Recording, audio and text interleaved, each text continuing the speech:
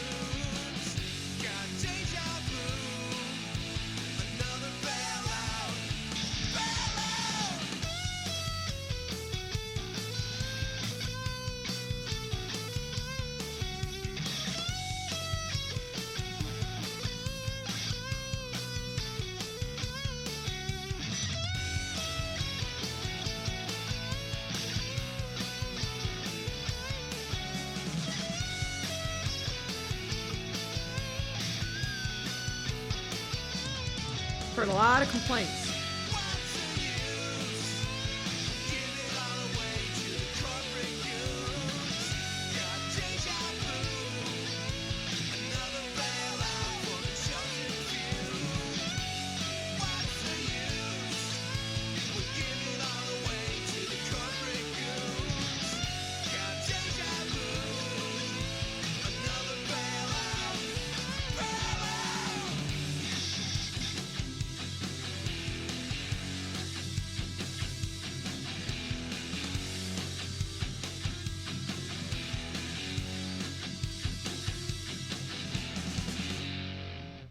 Did you guys hear that doorbell during the song? That's my text alert. I'm now on silent. How's it going, everybody? Welcome to the program. We're live. Ben, how you doing? Doing well. How are you doing, young Doing man? well. Doing good. That's what we want to hear. Live stream chat room. What is happening?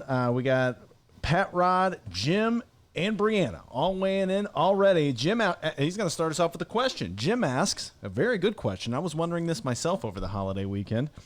Question for Ben and Dennis. Did the porta potty in the alley survive the 4th of July fireworks?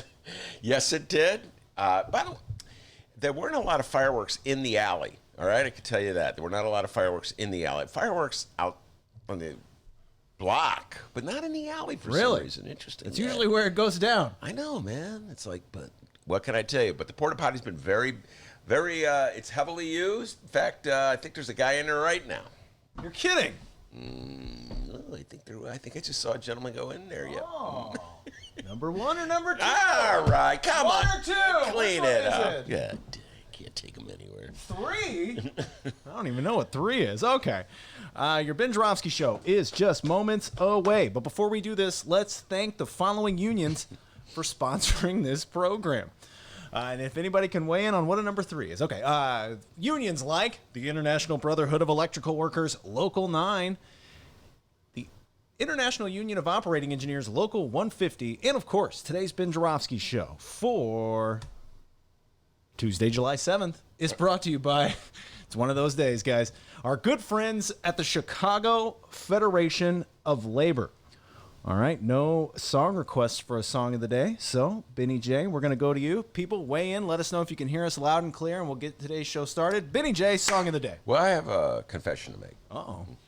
Yes, indeed. Therapy time on the Ben Joravsky show. Time. I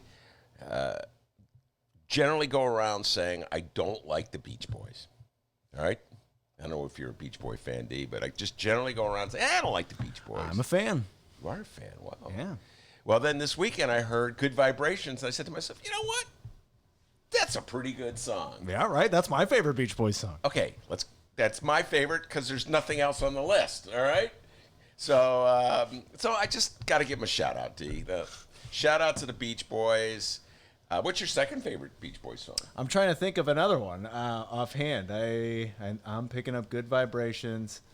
I can't think of another Beach Boys song right now. You know what? All of a sudden, I'm flooded with Beach Boys songs that I actually like. Having just said I don't like them. Like, man, this is like 40 years too late. But hey, Beach Boys, you're finally getting the credit from Ben Joravsky. I was going to sing Good Vibrations, but instead I'll sing another Beach Boys song, which is not technically a Beach Boys song. It's an old song that they did. But here we go. Ready to go. They come here to sloop John B. Yeah, yeah, yeah, yeah. Somebody and me. Woo! Round Nassau Bay. Blah, blah, blah. Yeah, got into a fight. You know that song, I Dave? found out my my least favorite Beach Boys song. Is that one? Yeah, I think so. Had you ever heard of sucks. it? Sloop John B. It's actually not a bad song. Years ago when I was taking guitar lessons, I'd learn how to play like jing, jing, jing, jing, jing, jing. Oh God, I hate when you have to move your fingers this way. Jing. The Ben Joravsky Show starts now.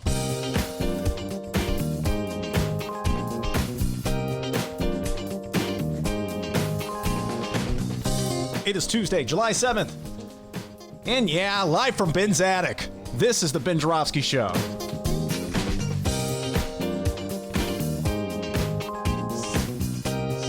Today on the program, it's the return of In These Times writer, Miles Kampf-Lassin.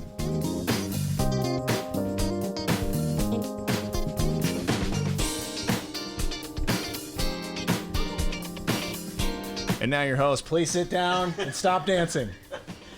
Chicago Reader columnist Ben Joravsky. Hello, everybody. Ben Joravsky here. We're calling this Trump's Enablers Tuesday. And here's why. Great weekend. You have a good weekend, D?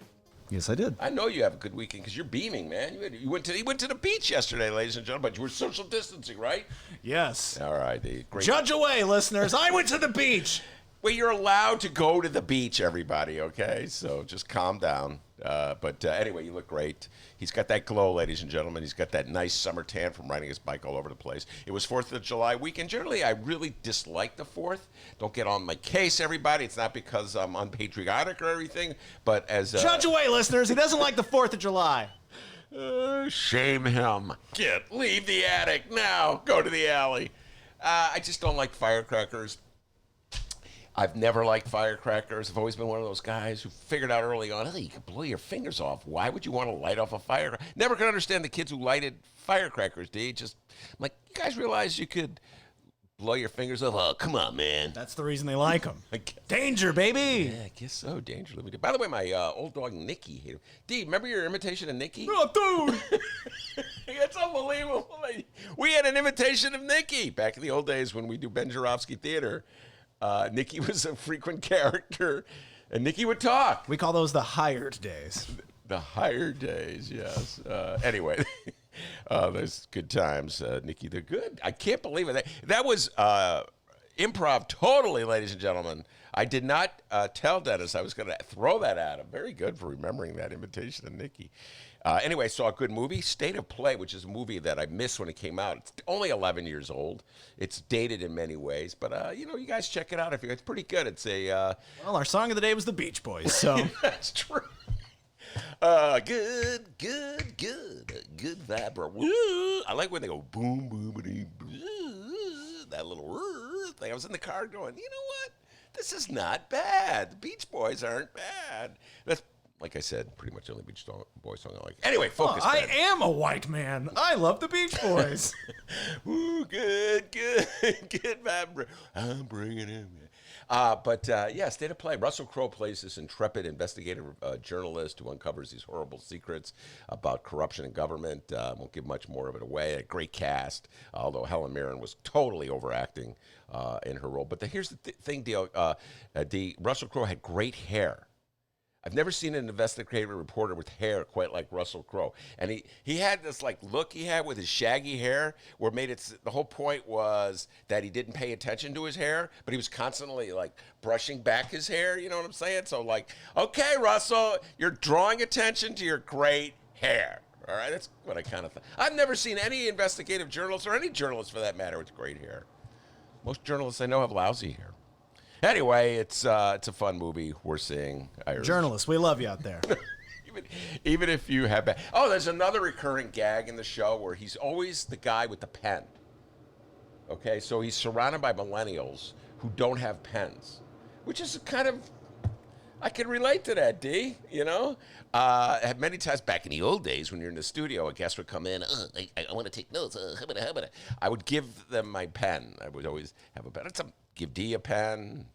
Brian would come in, I'd give him a pen. Nobody ever has pens anymore. So anyway, that was a gag in the show. Anyway, so that's what I did this weekend to deter me from the utter insanity of Donald John Trump and his 4th of July weekend. This is the man we elected as our president. God help us all. Let's see, there was the Mount Rushmore speech. God damn, it's been a long time since we've been on the air. The Mount Rushmore speech was on Friday. The 4th of July White House speech was on Saturday. And then there was just the meltdown on Monday. He always has that meltdown on Monday, right? No collusion.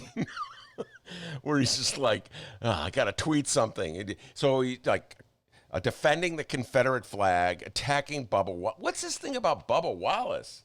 He's got this thing about Bubba Wallace, D. I don't quite understand what that's all about. Feels compelled. So there was a nice thing in NASCAR. Bubba Wallace, I think, is the only black NASCAR driver. I think he's the only one. And they discovered a noose in the garage. This is a couple weeks ago. We talked about this on the show. I'm sure most of you know about it anyway, but just in case some of you don't know, all right? And so they discovered a noose. And as a sign of support for Bubba Wallace, all of NASCAR pretty much, they when he was driving his car to the start of a race, it was a week or so ago, they joined him. It was a sign of support. It was kind of a moving thing. I was moved by it anyway. Bubba Wallace was moved by it. It was a sign that NASCAR really is trying to separate itself from its racist past or some of the racist proclivities of its fans, trying to embrace a new day, have a wider, more diverse audience. All good things, showing just love and support for Bubba Wallace, that he's one of our own, you know, and I thought it was a beautiful thing.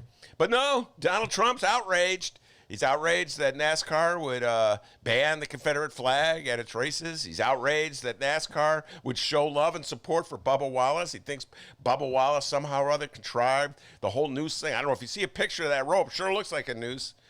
So he felt compelled to rip Bubba Wallace, rip NASCAR, and defend the Confederate flag. Wow. And by the way, I noticed some parallels to his attack on NASCAR, very similar to his parallels to his attack on the NFL. So back in 2017, when Colin Kaepernick was first taking the knee, and a lot of attention was being paid to the NFL, Donald Trump went hard, criticizing Colin Kaepernick, number one, criticizing any black player who took a knee. He called them sons of bitches, as if you recall. But then he went one step further, and he tried to intimidate the NFL, and it was successful to a degree. He told the NFL, he kept tweeting about how their attendance was falling or their ratings were falling. In other words, he was suggesting that by having Colin Kaepernick and other black players take the knee, the NFL was dividing itself, cutting itself off from the great majority of Americans who were appalled, who shared Trump's disdain for the Colin Kaepernicks of the world. And the NFL was intimidated by this. To a large degree, many of the owners in the NFL were already Trump supporters, some of them anyway. Jerry Jones of the Dallas Cowboys, Robert Kraft of the New England Patriots. So there was already this kind of like Trump vibe going on in the NFL, but they were intimidated by it. And so afraid that they might somehow or other lose the Trump base, that somehow or other Trumpsters, MAGA hat wearers, would stop watching the NFL because the NFL tolerated Colin Kaepernick for taking a knee. What did the NFL owners do? They ordered players not to take a knee. Jerry Jones from the Dallas Cowboys said, toe that line. They kicked Colin Kaepernick out, right? They would not, he couldn't, when his contract expired, nobody would resign him. The Bears went so far as to hire Mike Lennon. I'll never get over that. I don't think I could root for the Bears while this current ownership is running the team in the aftermath of that. So, and I'm a lifelong Bear fan. But anyway, so that's how far they went. And now they're kind of rethinking things.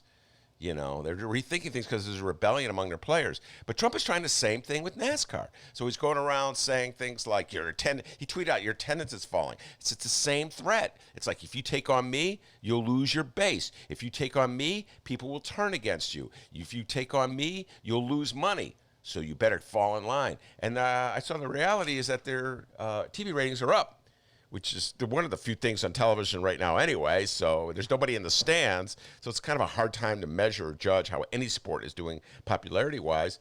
But, my advice to the owners of racing car groups and the people who run NASCAR and the people who run the National Football League and the NBA, I would hope, maybe I'm just speaking hopefully here, that the future in this country is not with Donald Trump. That the future in this country is not with a deranged president who is 70-something years old, doesn't believe the pandemic is real, thinks it's a hoax concocted by the Chinese, refuses to wear a mask, and celebrates the Confederate flag. I don't think that, the future generations are going to be on his side.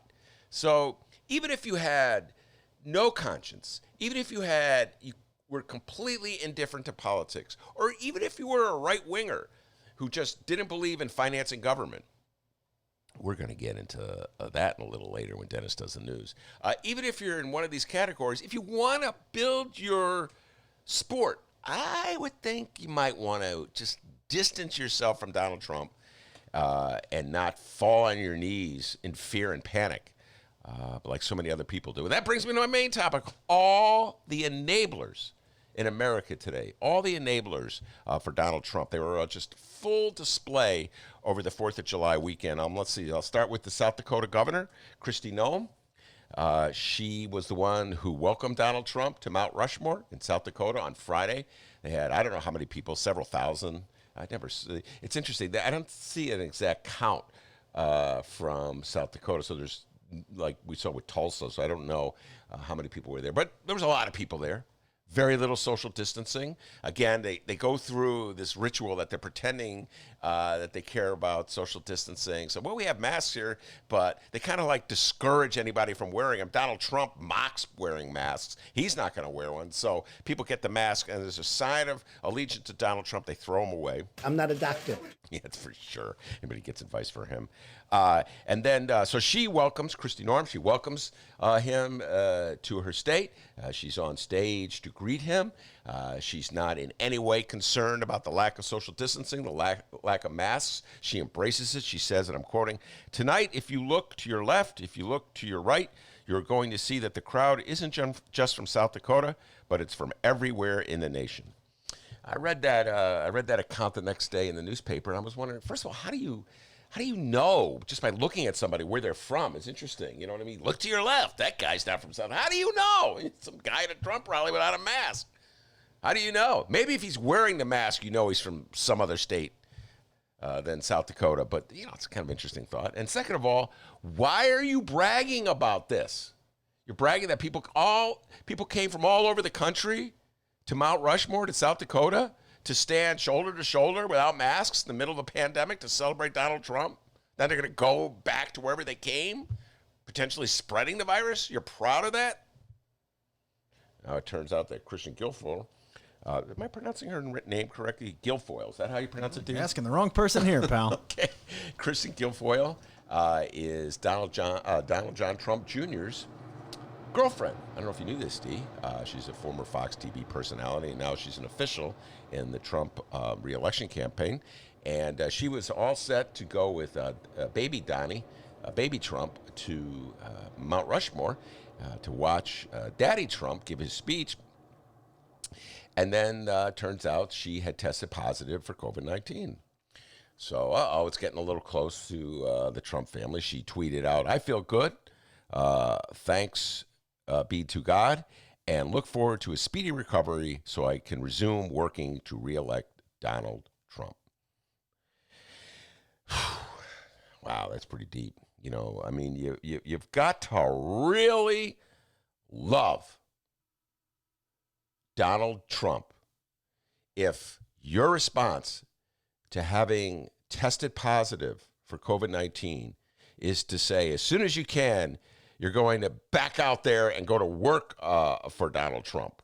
I mean, it's, part of his responsibility is that people like you got the disease, caught the virus, are now positive because he did nothing, absolutely nothing, to encourage any kind of nationwide approach to this very serious contamination.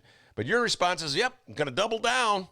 As soon as I can, as soon as I'm done with isolation, I'm going to go back out and promote more dangerous behavior that could expose even more people to the virus. By the way, speaking of people with COVID-19, Herman Cain, he tested positive. Apparently, it's a little more serious. His case is a little more serious than Kristen's. He's being hospitalized. Herman Cain, you folks may remember, he ran for president briefly. What was it, 2012, D? Yeah, 2012. Black conservative. Probably. Godfather's Pizza. Godfather's Pizza. Very good for knowing that. He's co-chair of Black Voices for Trump. Big-time Trump supporter. As such, he was in Tulsa a couple of weeks ago for the Trump rally. I saw a picture of him. I think he was sitting, again, no face mask, sitting with some, I don't know, his friends, I guess. I don't know who they were, but there was a group of people sitting together. He was one of them with their MAGA paraphernalia, hats, buttons, what have you. Not a face mask among them, just smiling, happy to be in Tulsa. And shortly thereafter, he got the virus. He's in a hospital. Last I heard, he's not on a ventilator, but a serious case. He's in the hospital. And in the aftermath of news reports that he'd been hospitalized, people were pointing out that he was in Tulsa, and this is the statement issued by the editor of HermanCain.com. That's an interesting job. He's the editor of HermanCain.com. This is what he said, quote, "We honestly have no idea where Mr. Cain contracted it. I realize people will speculate about the Tulsa rally, but Herman did a lot of traveling the past week, including to Arizona, where cases are spiking. I don't think there's any way to trace this to one specific contact that caused him to be infected. We'll never know." So instead of using Herman Cain's hospitalization as sort of a cautionary tale to say, Donald, as your friend, as your supporter, as someone who shares your worldview, I think it might be a good idea if, you stopped holding these rallies where people mock wearing a mask. Maybe you bend to the reality of the coronavirus. No, instead of doing that, they do a little enabling. I don't know how he got it. Could have got it anywhere. He was in Tulsa, but that doesn't mean anything. In other words, he wouldn't dare utter anything remotely, vaguely critical of Donald Trump. And finally, there was the White House rally on Saturday. On the lawn of the White House, big fireworks display. Donald Trump gave a speech just denouncing lefties everywhere, blaming everything on the left, trying to play one group against another in this country, typical Donald Trump stuff. It was supposed to be, I read in the paper, a tribute to first responders who've been dealing in hospitals with COVID-19, and the paper said there were nurses there and doctors there. I'm like, what nurse? What doctor in his or her right mind would go to a White House rally in which, again, no social distancing or very minimum social distancing, and where the notion of wearing masks is mocked and people are contemptuous of it? What first responder would send such a, at best, mixed message to America? There's enablers everywhere you look, including on the White House lawn. Yeah! Great show! Let's go! I tell you what, Dennis, he really anticipated. I'm sorry, folks. Anyway, yes, we do have a great show. Miles Kampf-Lassin will be here. The man, the myth, the legend, the pride and joy of Whitney Young.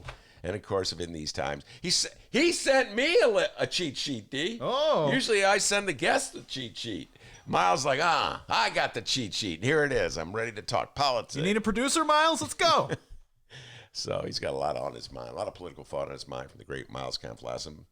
He'll be on talking politics, top politics. But before we do that, the young man from Alton, the man they call D-Nice with the news. Hey guys, how's it going? No one calls me that. Yup, that's not true. Somebody calls you that. One person. Okay, well, it's more than nobody. And the live stream chat. So I guess, hey guys, how's it going? Everybody calls me that. But really, my name's Dennis. By the way, rumor has it, the reason why Donald Trump is upset with NASCAR, too many left turns. Am I right, guys? Am I right? Did you just think of that, or did? Yeah, it's thought of that. Wow, that's pretty good. Be at Zany's. I'll be at Zany's when it opens. Pandemic and all. I booked it. Don't worry. Also, hey, Joe Biden, dude, where the hell you been? Play the radio. Make sure the television, make sure you have the record player on at night. The phone. Make sure the kids hear words. Be great to have some updates from the guy, trying to become president in a few months.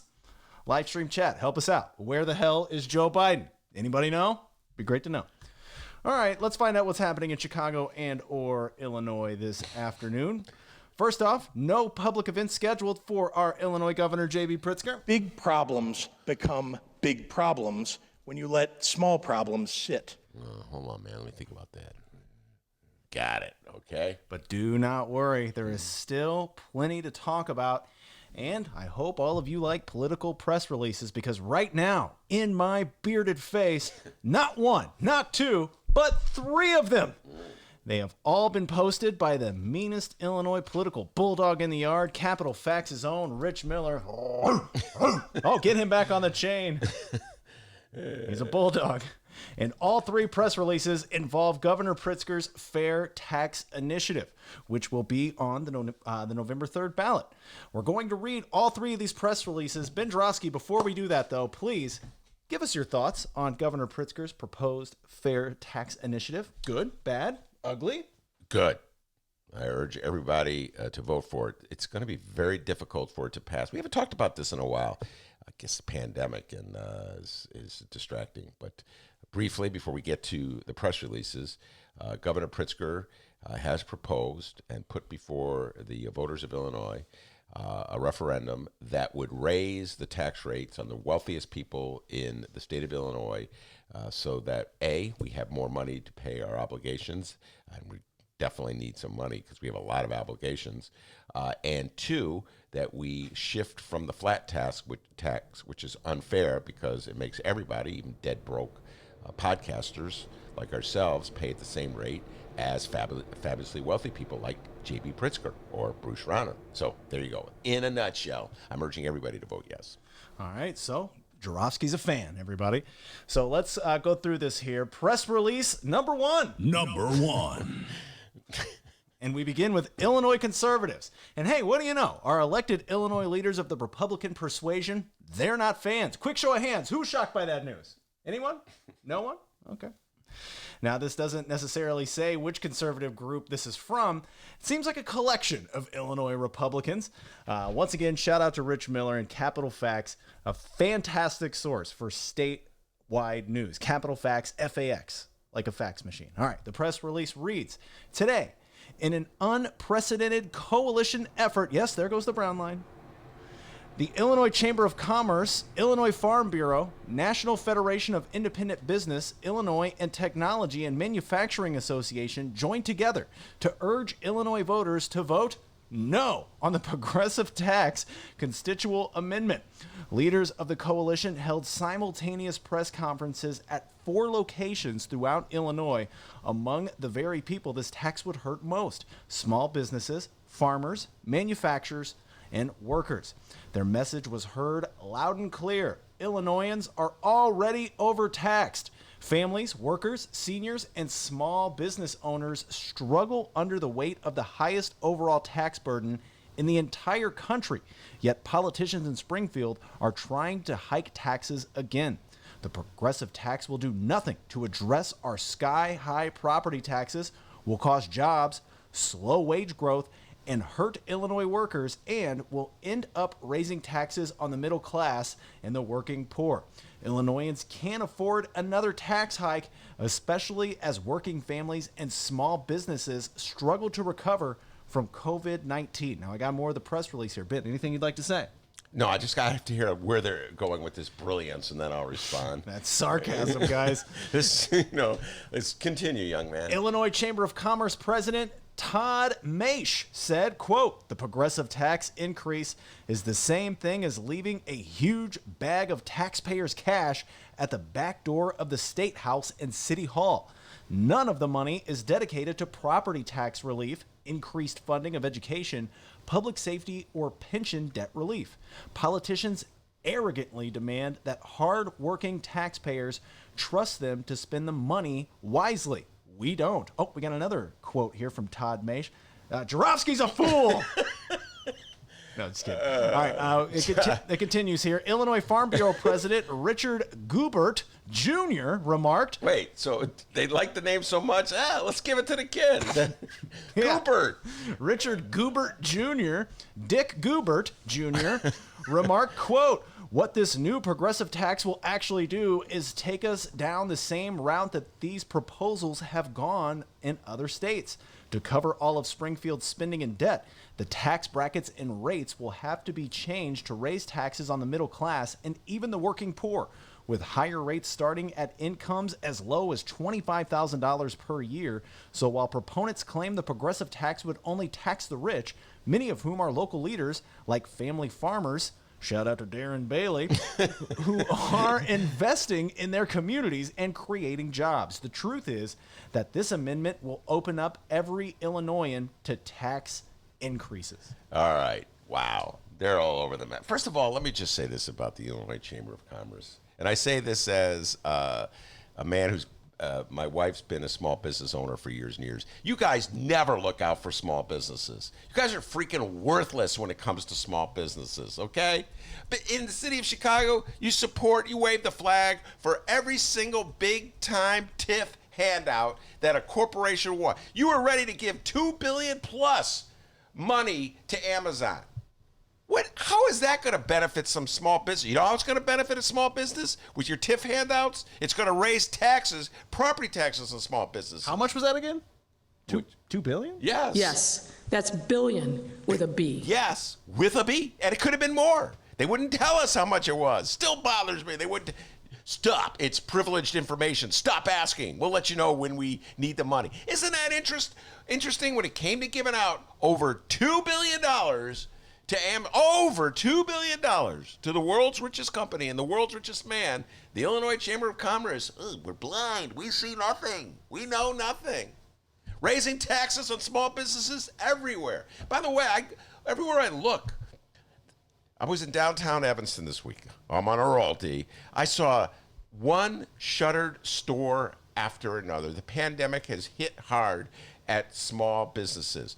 For many of these businesses, the lifeline will be the aid they get from government. We're going to get into that in a little while. So how are you going to pay for that aid? Illinois Chamber of Commerce? Are you going to pay for it by giving out handouts to Amazon while slapping down attempts to get the richest people to pay the most? You guys just it's always like the defending the working poor or the middle class, the taxes on the middle class. Everybody knows the tax is going to hit higher on the wealthy people. Everybody knows it's the wealthiest people in the state of Illinois who are fighting this. It's really bizarre that one of the wealthiest people in the state of Illinois is championing it, J.B. Pritzker, and I give him credit for that because it's going to raise taxes on him.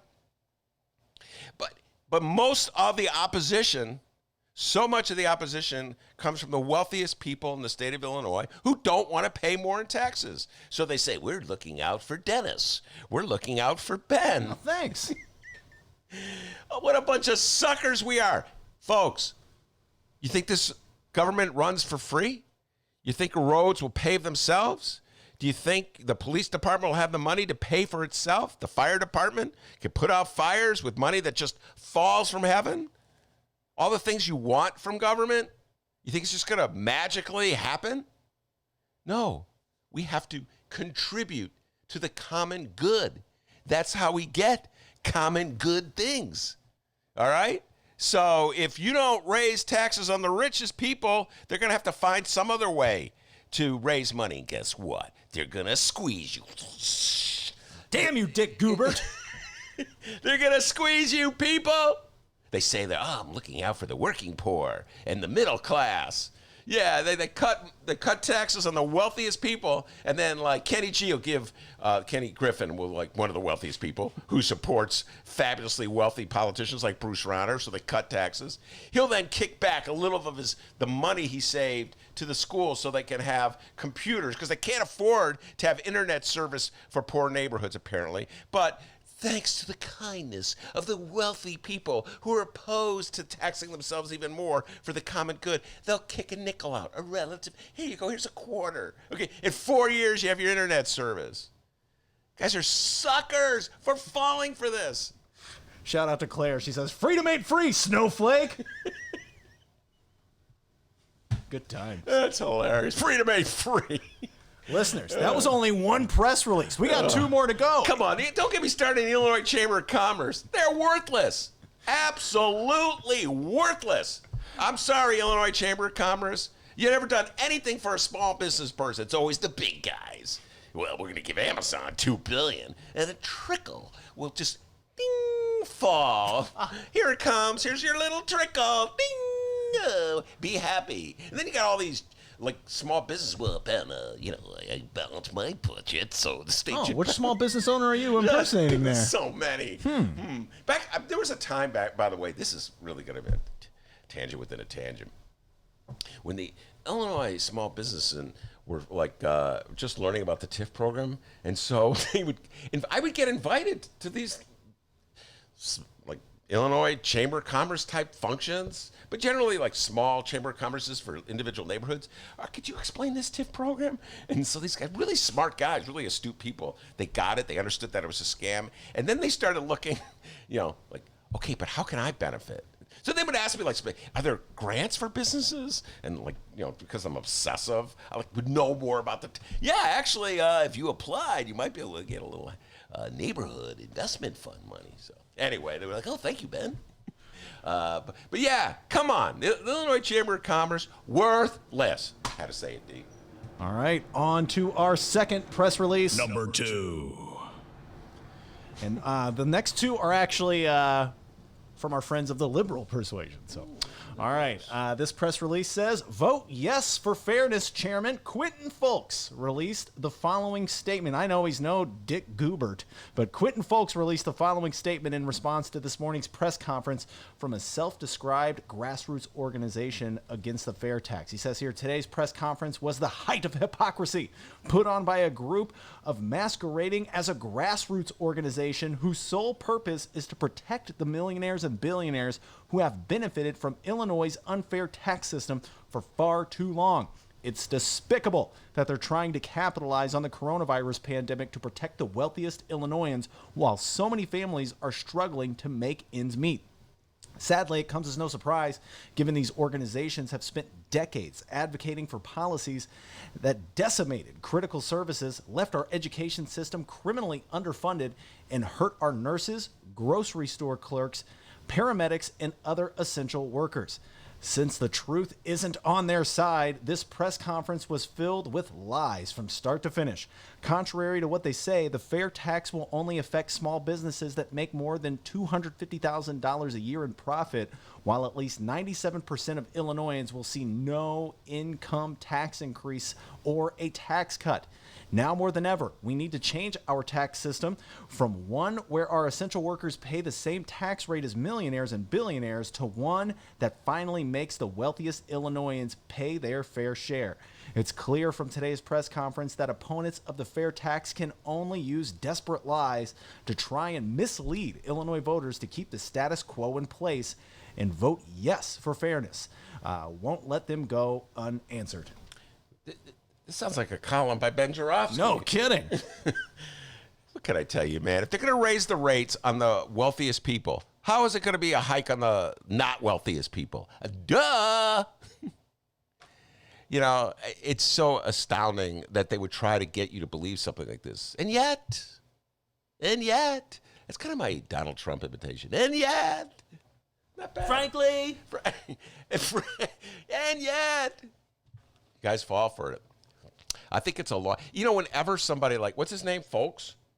Quentin Fulks. Quentin Fulks.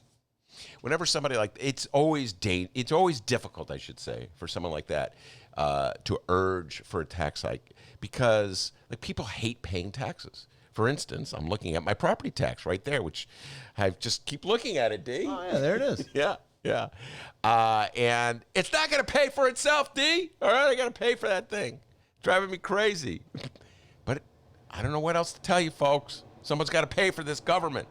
And I really do believe we should move to a more progressive form where the wealthier people pay more, but the wealthy people don't want to pay more. And they've like created this myth out here in America that somehow or other deficits, I can't even talk, deficits are horrendous for just average normal people in our country. That like this is a message they generally put out when Democrats are running the show. When Republicans are running the show, deficits, not such a big deal, as we discovered with Donald Trump, where he had a huge tax cut for the wealthiest people in our country. In the middle, let's see, what was it? No, 2017. So deficits went way up. I haven't heard any complaints. I didn't hear the Illinois Chamber of Commerce complaining about deficits when Donald Trump cut tax rates on the wealthiest people. By the way, when he cut those tax rates, it put more pressure on local property taxpayers to come up with the money to compensate for the money they're not going to get from the feds. It would make more sense for the federal government to tax everybody throughout the country, the wealthiest people at a higher rate, so there could be more money to send to the locals. That would just make more sense. But no, we're going in the other direction, so there's more pressure on the locals to raise taxes, property taxes, etc. They act like the two things aren't connected. You know, they act as though the cut in federal aid to cities and states is not related to the rise in property taxes that the states need to come up with to compensate for the money they're not getting from the feds. People who defend the TIF program to me, Dick Simpson. The last time I saw Dick Simpson, he was, well, Ben, you have to understand, we need, well, he didn't literally say we need a scam because the feds have cut the money. He wouldn't go that far and call it but that's effectively what supporters of the TIP program tell you. Ben, what are you going to do? The feds have cut aid to the city. We have to come up with money somehow or other. People in the city of Chicago don't want to confront a rising property taxes, so we have to pretend their property taxes aren't going up because of TIFs, even though they are. So we have to have this scam, this ruse, because the feds are cutting our money. So we raise our property taxes. We create TIFs. Look, guys, they're not opposed to government spending. Just so you know this, they just don't want to spend it on you. They want to give the money to Amazon. They want to give the money for the Olympics. I'm thinking of all the giant boondoggles that have come out of this city. And they want to give the money to the parking meter companies. All these giant boondoggles that have occurred in the last 10 years in the city of Chicago. I can't remember the Illinois Chamber of Commerce, this collection of clowns who came out with this press release criticizing Pritzker's fair tax proposal.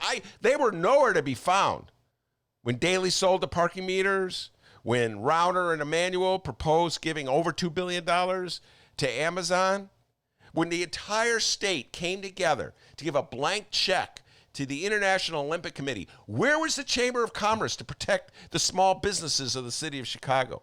Where were they to protect the interest of working class taxpayers and middle income taxpayers? Oh, there they were, under the table, D. Come on out, you cowards. How'd they get in the attic? They only worry about the middle class and the working poor when they want to protect themselves from tax hikes. And then somehow or other, protecting themselves is protecting working class people. You got to be too smart to fall for this. Chicago, I know I make fun of you all the time. I know I do. It's tough love. It's a new day, D. I'm not going to make fun of Chicago, okay? I know they're too smart to fall for this, all right? They're too smart. You're too smart to fall for it, Chicago. But no, Chicago's got that tongue. But Ben, you got to admit,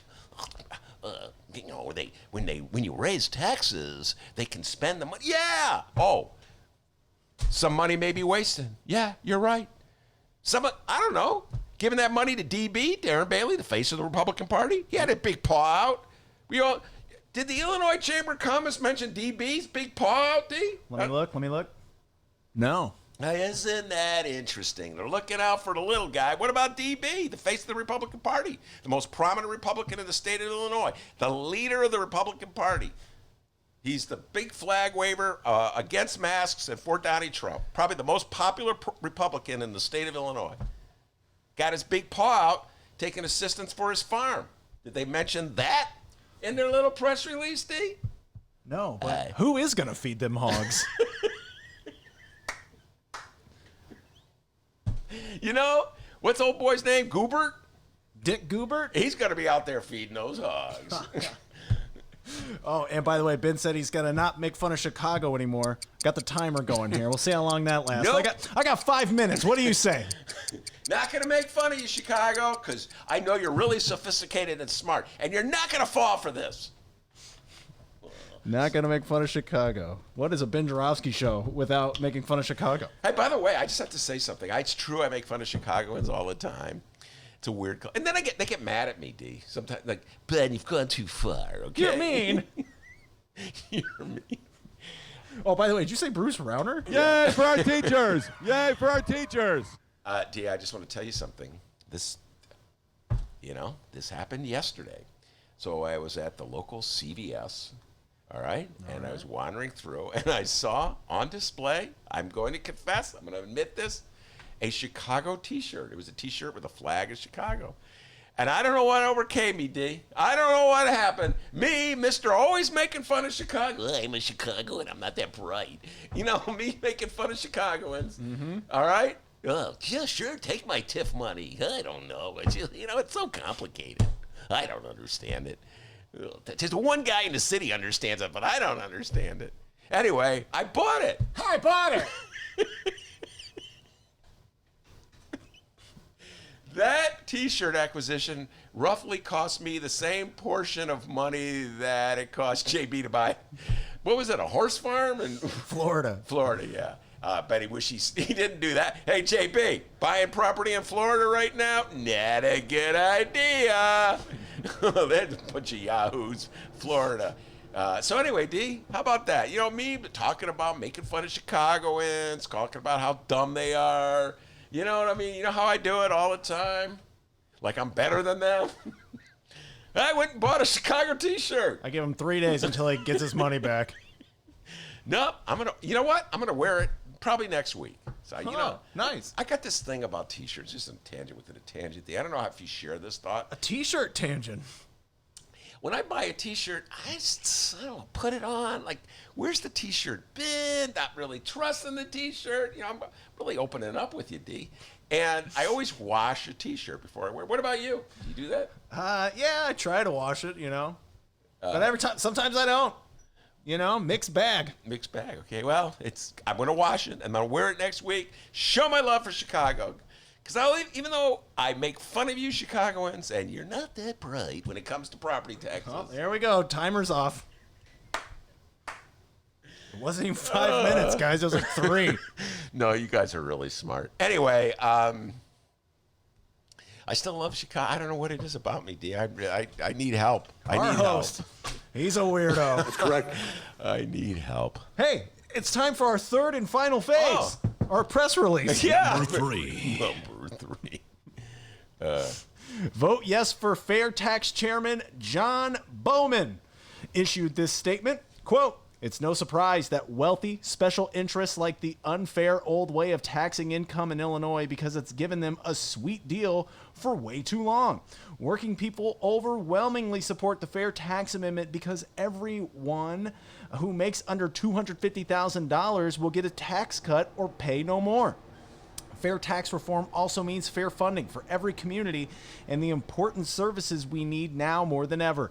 When wealthy people pay their fair share, our state will have $3 billion more Yes, that's billion with a B. to invest in healthcare, schools, human services, and jobs to rebuild our communities stronger and more fairly than before."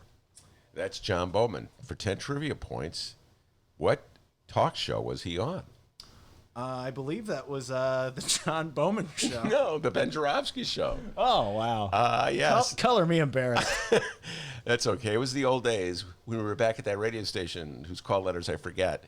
Johnny Bowman came on the show. He's very learned. Knows his stuff. It was WCPT 820. Oh, yeah, that one. And where facts go to die. Anyways, I'm just kidding. Sorry. I did not say that. I did not say that, D. Let's erase that for the podcast, okay?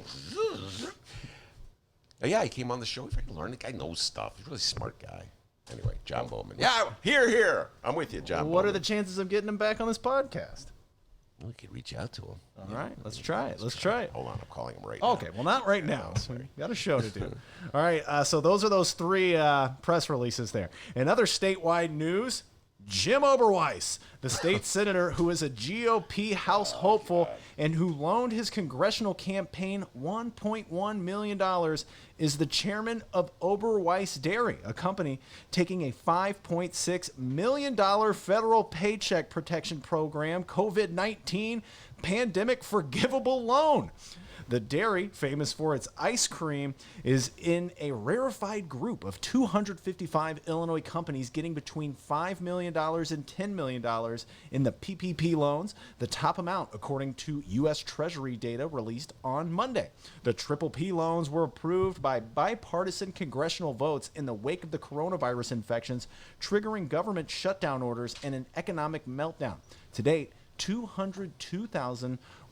over 202,000 Illinois employees received Triple P funds. The financial lifeline was intended to help employers keep people on the payroll and pay some overhead expenses. If used as intended, the loans do not have to be repaid.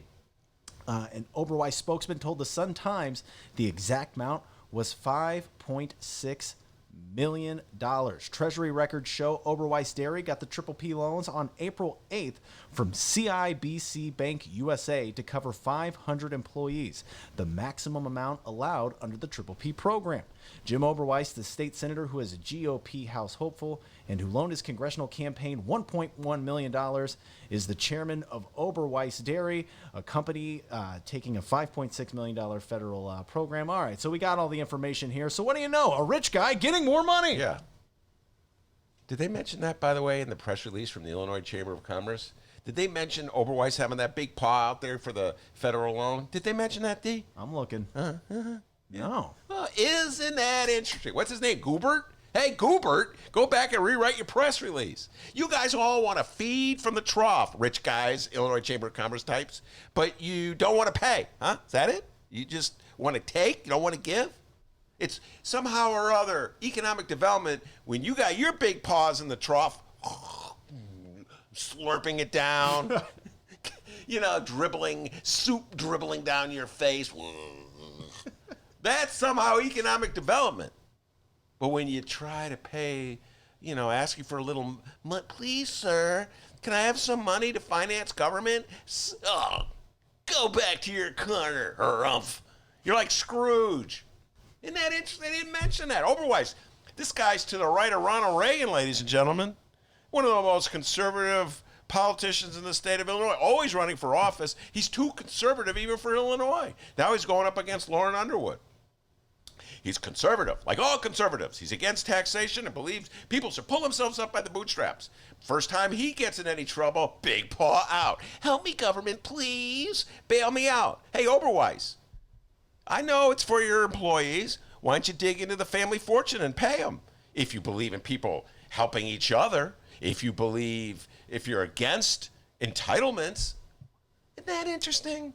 The same old Republicans whine and cry when you tax the wealthy to pay for government, they're the first in line to get what they can get. Oberweis, yeah, isn't that interesting? Old Oberweis. And where's the Illinois Chamber of Commerce to denounce that giveaway? Well, Ben, you don't understand. It's for economic development. Oh, when your rich fat cat friends get the handout, that's economic development. Right, now I'm getting it, But when we raise taxes to hire nurses, that's wasteful spending. I get it. Chicagoans, this is what I'm saying, but you're too smart to fall for this. You're smart. Remember that. You remember, you're too smart to fall for this. I could see people in Chicago. I don't know, Ben. I feel the tug. I don't know. Goubert's making so much sense to me now. I can't help it. Don't talk to me about Oberweis. It's overload. My brain's overloading. It's overloading. Oh, no. I like Oberweis. I like his ice cream. Come on, Chicagoans. You're too smart to fall for it. Shout out to Brianna on the live stream chat. She says, F Jim Oberweis and his curdled-ass milk. Yeah, that too. Here. Harumph. Oh, give me more. By the way, do you have any more updates on that one? I got No, one. that's it. Well, this morning, let's see, what time was it? Some ungodly hour. I got a text from our dear friend, Dixon Romeo, who was a guest on the show, weekend bonus drop, LSC member. I believe the show was dropped Sunday. And then we went on a tangent in that interview. I don't know if you know about movie villains. Remember at the end of the show? Yeah. We were having this learned discussion about... Go download that interview, by the way. Both Chicago Sun-Times, Chicago Reader websites, and wherever else you download your favorite podcast. Tell your friends. God, you're good. I could not do that in a million years, ladies and gentlemen. He's really good. So where was it? Oh, so yeah, we were talking about, we had a learned discussion about education in Chicago and policing in Chicago. And police, somehow or other we got on a tangent about movie villains. I didn't even know the guy liked movies that much. He was very learned about movie villains, wasn't he, D? Yeah, we did the Mount Rushmore of movie villains. Who's the top 4 movie villains? Feel free to weigh in, live stream chat. Oh, God, I was so old. He's really young. And Dennis is really young. And so there I was, the Noah Cross character in Chinatown, and the two of them were like, oh! Oh, God, I got to be more relevant, D. Anyway, Dixon was so kind. At some ungodly hour, he gets up early. He's like you, D. Gets up early, chops wood, and, well, I'm not going to say he smokes a doobie, but anyway. Okay. He gets up early. He sent me a copy of a Dan Mielopoulos tweet. How about young Daniel tweeting like crazy, all right? Yeah. From BEZ. I'm Danny Mielopoulos. And it was all about how it wasn't on Oberweis' angle, with the big paw out, getting money from the feds. It was Sterling Bay. Now, Sterling Bay, if you remember Chicagoans, okay? Sterling Bay's a developer. That is big paw out. Speaking of rich guys with the paw out, $1.3 billion, that's billion with a B, handout in property tax dollars for the Lincoln Yards project, a complete and total utter waste of money, if you ask me. And, but yet, brown line. Brown line's still running, folks. Take a hit, everybody. Anyway, Sterling Bay, they're like, we have payroll obligations that we have to meet in the middle of the pandemic. The times are hard, so we could just, rip up the $1.3 billion and, save government money. Negatory. Big paw out again. They took some federal money to meet their payroll obligations. Look, again, no problem with Jimmy Oberweis and the Oberweis fortune, getting the federal loan, which is really not a loan if you use it on paying salaries. The federal handout, I have no problem with Sterling Bay keeping people on the payroll, getting the federal handout if they keep the people on the payroll. But come on, guys. You got the big paw out. You're feeding at the trough. Step up. Pritzker's out there. He's exposed. He's proposing this tax on the wealthiest people so we can have the money to pay our obligations. We have to squeeze everybody with red light cameras. And what else is there? Oh, they're back to booting. Yes, we talked about booting. Who were we talking about the boot with? Somewhere in last week. It was in the news. It was in the news. You were talking with me about it. Oh, it was you. Well, you don't remember our conversations, huh? No, I can't remember what happened yesterday. Yeah, you're right. So, guys, you got the money. You played the game. You shook down the system. Okay, I get it. You're successful. Why don't you do some common good? So I say to Sterling Bay and Oberweis, which is hilarious thinking this, why don't you join forces with your fellow rich guy, J.B. Pritzker, in calling for a raise in the highest tax rate? You're benefiting from this system. You're playing the game. You pretend you aren't, but you are. Come on, Sterling Bay. I know you guys are taking the money. You want it. You got Rahm to do your bidding. You got the city council to do your bidding. You got Lori Lightfoot to look the other way and duck out on that fight. You got Lori Lightfoot to send the lawyers in to defeat the lawsuit that would kill any opportunity to challenge the Lincoln Yard TIF deal. Why don't you, as just on the other side, just take a stand for the people of Chicago. Take a stand for the people of Illinois and figure out and support the proposal to raise rates on the web. Why don't you do that? Why don't you break from the Illinois Chamber of Commerce and join forces with J.B. Pritzker? Okay? That'd be really nice if you could do that, Sterling Bay, in between slurping up slop from the trough. I'm not a perfect person. Yeah, that's J.B. Pritzker. At least he's taking a stand, D, on that. All right, so that's our news for today. Coming up, we're going to talk a little more about, we have some Mayor Lightfoot news, but we've reached 2 o'clock, so we're going to save that for the end of the program. Let's go to the live stream chat real quick. Shout out to Radio Doogie, our man on the live stream chat. He says, Dennis wakes up early and chops wood. Don't chop wood, by the way, guys. And I haven't smoked weed in like 3 weeks, all right? So just for the record. Wow. I know. Really? Yeah.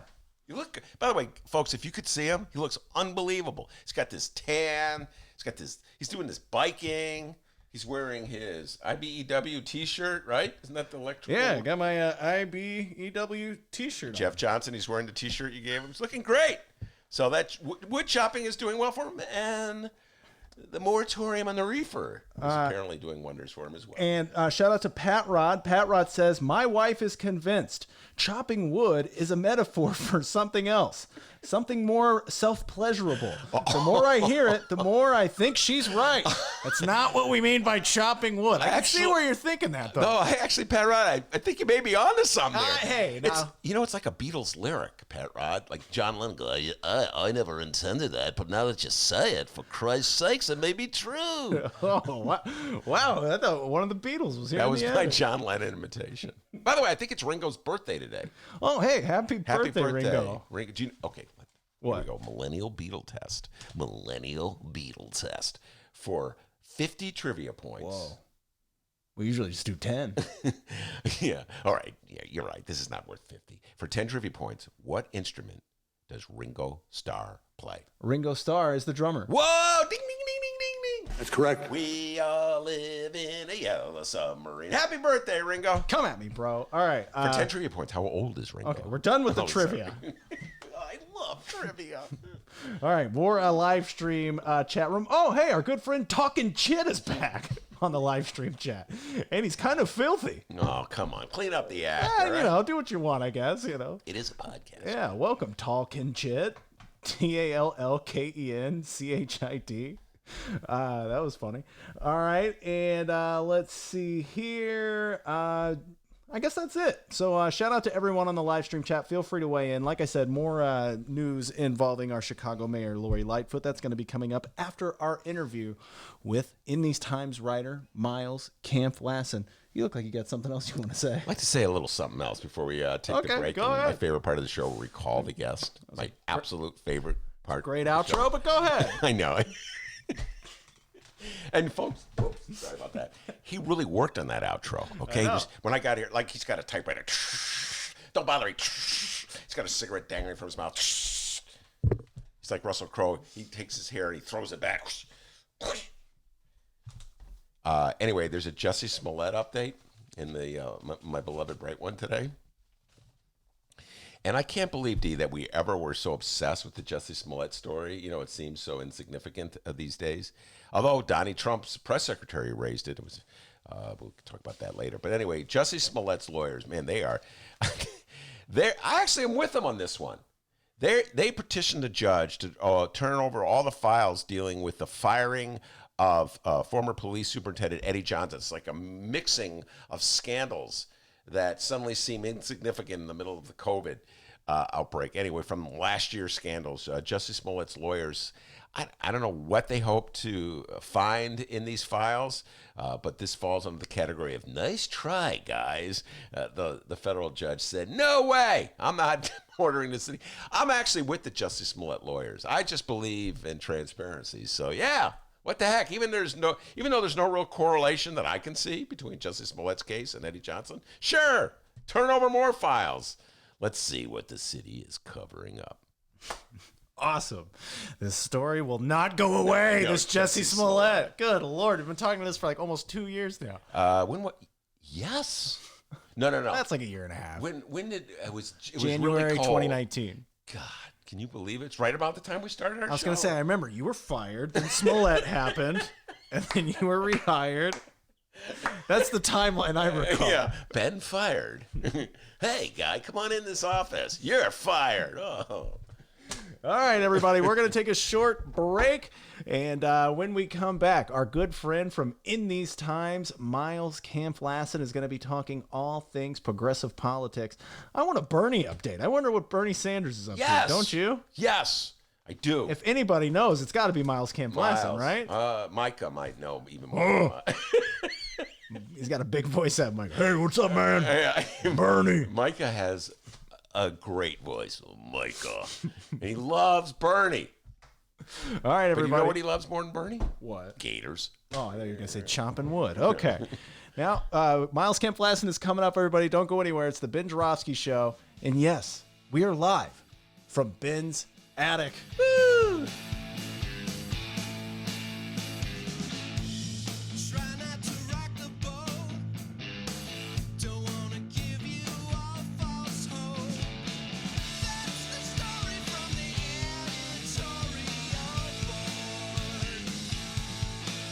That's correct.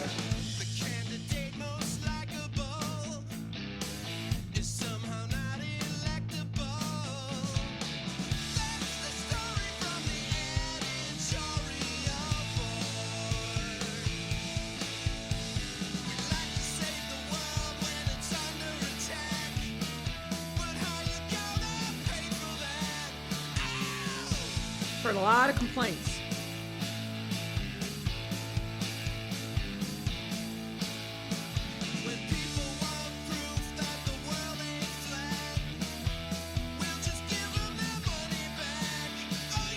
Yay for our teachers! Yay for our teachers!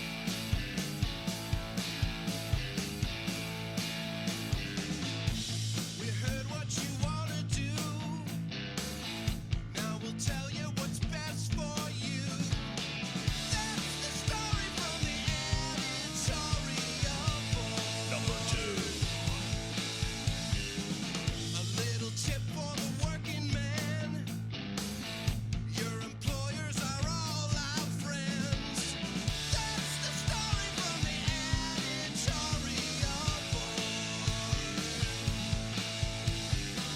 That's the story from the editorial board. We'd like to save the world when it's under attack, but how you gonna pay for that? I'm not a perfect person. When people want proof that the world ain't flat, we'll just give them their money back. Oh yeah!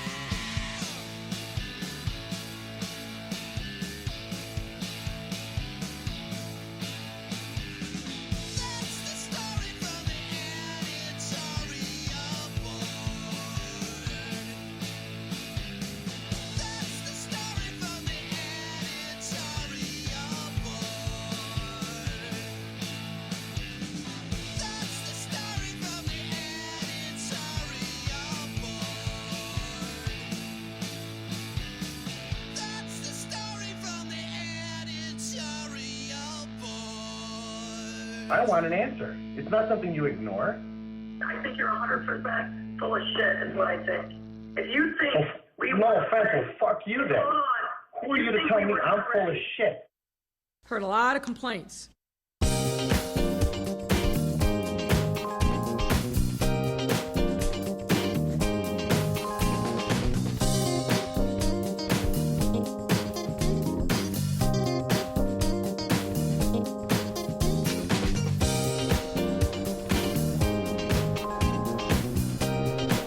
Hey, everybody, how's it going? We're back. Before we get to Miles Kampf-Lassin, I forgot to mention some live stream chat comments. I asked everybody the question, where the hell's Joe Biden at? Joey. A few of our live stream chatters weighed in. Jay Marie says he's in a nursing home where he should be. Stop it, Jay Marie. That's ageist, okay? That is a little ageist, Jay Little Marie. ageist. Although, the Lincoln Project, oh my God, did they turn out there? Have you seen the Lincoln? They're the Republicans who hate Trump. Do you see their commercial about Trump not being fit, D? Have you seen that one? No. Like fit for president or like physically fit? He's a doddering old fool. That kind of fit, yeah. Fred said Grandpa Joe is listening to his gramophone. More old people jokes. Claire had like an actual answer, laying low on advice of his campaign managers, letting Trump do his work for him. You know what, Claire? I was very critical of Joe Biden for laying low. I actually do wish he were more forceful. We'll talk about this with Miles, but I think you're absolutely correct.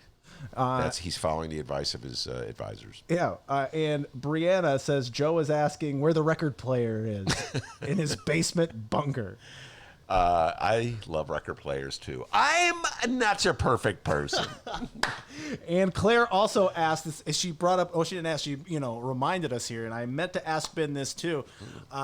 Ben, your thoughts on our newest presidential candidate, one Kanye West? Yes, I definitely want to have to talk about this with Miles, get his thoughts on it, because Miles is of the younger generation persuasion. And you are not? And I'm not, so he could probably, relate with some Kanye songs from back in the day. Hey, you're a Kanye fan, aren't you, D? Not really. Okay. But what irritated me, by the way, this has got nothing to do with anything about Kanye. Vegas has him as a 180 to 1, the odds against him being president, 181. So you put $1 down and he becomes president, you get $180. He's got better odds becoming president than my beloved Chicago Bulls have toward winning the championship. This is not fair, okay? I believe the Bulls have a greater chance of winning the championship next year than Kanye West has of being president. All right, so we're going to ask Miles about Kanye Gate and more, and we're calling him right now, live, on the program. I love it. And it's off the Facebook. So you see, like, oh, wait. There's a break. Oh, there we go. Hold on. Let me click the video thing here. Oh. All right. See me. It's Miles. First thing. Wait, then I go in the corner. here. Yeah, man. Oh, look at that hair. Yeah, man. Jim Morrison. No kidding. Is that Jim Morrison? Come on, baby. Light letting it my loose, fire. Do, do, do, do. For 10 trivia points, Miles, what's your favorite version? Actually, it's not. The Doors, Light My Fire, or Jose Feliciano? Go. The Doors. Got to go with the Doors. Dennis, yours? Got to go with Jim. Yeah, the Doors. Opinion trivia here on the program today. Guys, gonna have to disagree. Jose Feliciano, hands down. When the show's over, Miles is gonna send you a link to him singing it, and then you can decide. Miles, Please do. But earlier, go ahead. Earlier you were talking about the Beach Boys. What about God Only Knows? One of the greatest songs ever written in the American canon. God Only Knows Where I'd Be Without You. The Beach Boys, damn. Yeah. Wow, you are a Beach Boys fan. I did not. You know guys that. couldn't think of a Beach Boys song. No, I couldn't. Yeah, it's a great song. Brian Wilson is one of the greatest songwriters. Would I go that far? One of the greatest songwriters in rock and roll history, are you saying? He Knows is one of the greatest American songs written, I think. I mean, it's such a beautiful and heart-wrenching love song. God only knows what I'd be without you. Yeah, it's not bad. There you go. All right, there you go. You know, I was just hating on the Beach Boys. I think it's probably political reasons. I don't know if you know this. Well, it's because it took place before we were born. But Ronald Reagan and Nancy Reagan embraced the Beach Boys. There was okay, now we're on a tangent within a tangent. But the Beach Boys wanted to do a concert on some public property in Washington, D.C. I think it was in 1982. Don't quote me on the year. And James Watt, who was the Reagan appointee who controlled access to that land, turned them down on the grounds that they were too radical. And having a rock concert on the national lawn or wherever it was would just be too un-American. And Nancy Reagan and Ronald Reagan came to the Beach Boys aide and got Watt to back off, and the Beach Boys had their concert, and they gave a shout out to Ronald and Nancy Reagan. And Miles, ever since then, I've been holding it again. I know it's not fair, okay? You know, I shouldn't mix politics with music, but I'm just telling you, that's where my it's part of our lives. So if you notice at Trump's Mount Rushmore speech over the weekend, he ended the speech when they did the big fireworks display over Mount Rushmore. They played "Rockin' in the Free World" by Neil Young. And of course, immediately Neil Young issued a strong letter saying, "Don't play my music at your rallies." And it's completely, you know, much like Born in the USA, all these politicians miscast the actual meaning of these songs to make them feel like patriotic anthems, when in fact often they are litigating real issues in American society. So, you know, we can't escape the relationship between music and politics. Yeah, and I love how Neil Young keeps blasting Trump. Apparently, there's nothing legally he can do. I don't know the legal issues regarding Neil Young, but Trump plays his song. Trump plays Hurricane like a hurricane. Have you ever heard that song? Like a great guitar riff in it, one of the great guitar riffs in rock history. And Trump, I guess Trump likes it too. You can see Donald Trump doing air guitar to that Neil Young song. And he plays it. Neil Young is always saying, "Don't play it." He keeps playing it. Whereas on the Ben Joravsky show, Miles, we get one cease and desist complaint about some. We don't even know what it's about. We just stop playing oh God, stop playing this, stop playing that. Shout out to Michael Girardi. We love you, man. Don't sue us. Don't sue us, Michael Girardi. All right, we have a whole list of things to discuss with Miles. He set the agenda today. Usually I send Miles the cheat sheet. Today he set the agenda. We're going to talk about Donald Trump and COVID, Donald Trump's assault on the radical left. We'll talk about the DNC. Miles is a Bernie Sanders delegate and the changes that the Democrats, how they're doing their convention as opposed to Republicans. We'll talk about Oberweis, Jimmy Oberweis, feeding at the federal trough, even though he denounces, programs that help poor people, et cetera, and so forth. We'll talk about all that kinds of political issues. But before we do that, I got to say to you, Miles, what's your thoughts on Kanye West announcing that he's going to be a candidate or thinking about becoming a presidential candidate? I'm not in the Kanye camp, I gotta say. I mean, I actually went to the Yeezus tour back, and I think it was a little bit prophetic. That's when his record Yeezus came out, and he played at the United Center. And that's the tour. If folks remember, Kanye fans, he wore a series of masks throughout the set, and you couldn't even see his face until like the end, and he revealed himself way ahead of his time with the mask wearing. So got to give that was years ago. So. Got to give big shout out to Kanye on that. But in general, I mean, I think a lot of his politics have been pretty noxious. I mean, how he's defended MAGA Nation, I think, especially at a time of real racial tumult. That said, I mean, I think that this is all kind of a big show. I don't think that there's much truth to it. I don't think he's even filed the paperwork to run to get on the ballot in these states. Of course, it would have a spoiler effect, as you can imagine. Celebrities running for office often do, especially when they don't have a real political platform. But that's the other thing, is we don't really know anything of what Kanye would run on besides like being friends with Elon Musk and trying to break the norms or something. So not a huge Kanye fan when it comes to electoral politics. Now, what do you think of Kim Kardashian as a first lady, though? She has spoken out for prison reform and kind of releasing prisoners. That's true. And I mean, to be honest, I mean, there has been arguments that Kanye's whole supposed friendship with Trump was kind of a ruse. It was a stunt used in order to push forward prison reform. And there have been some sentences that have been commuted under Trump that were because of, apparently Kim Kardashian was really pushing for them. So some people will defend Kanye and say like, oh, he's just doing this to get inside to actually work towards more progressive reforms. But Donald Trump's presidency has been a disaster for, progressive politics on the whole, and including when it comes to policing. I mean, just look at what, he's doing now, crushing dissent and threatening to send people to jail for 10 years for just protesting. So I don't really buy much of that. But I mean, I would prefer Kim Kardashian in the White House to Melania Trump. That's for sure. Me too.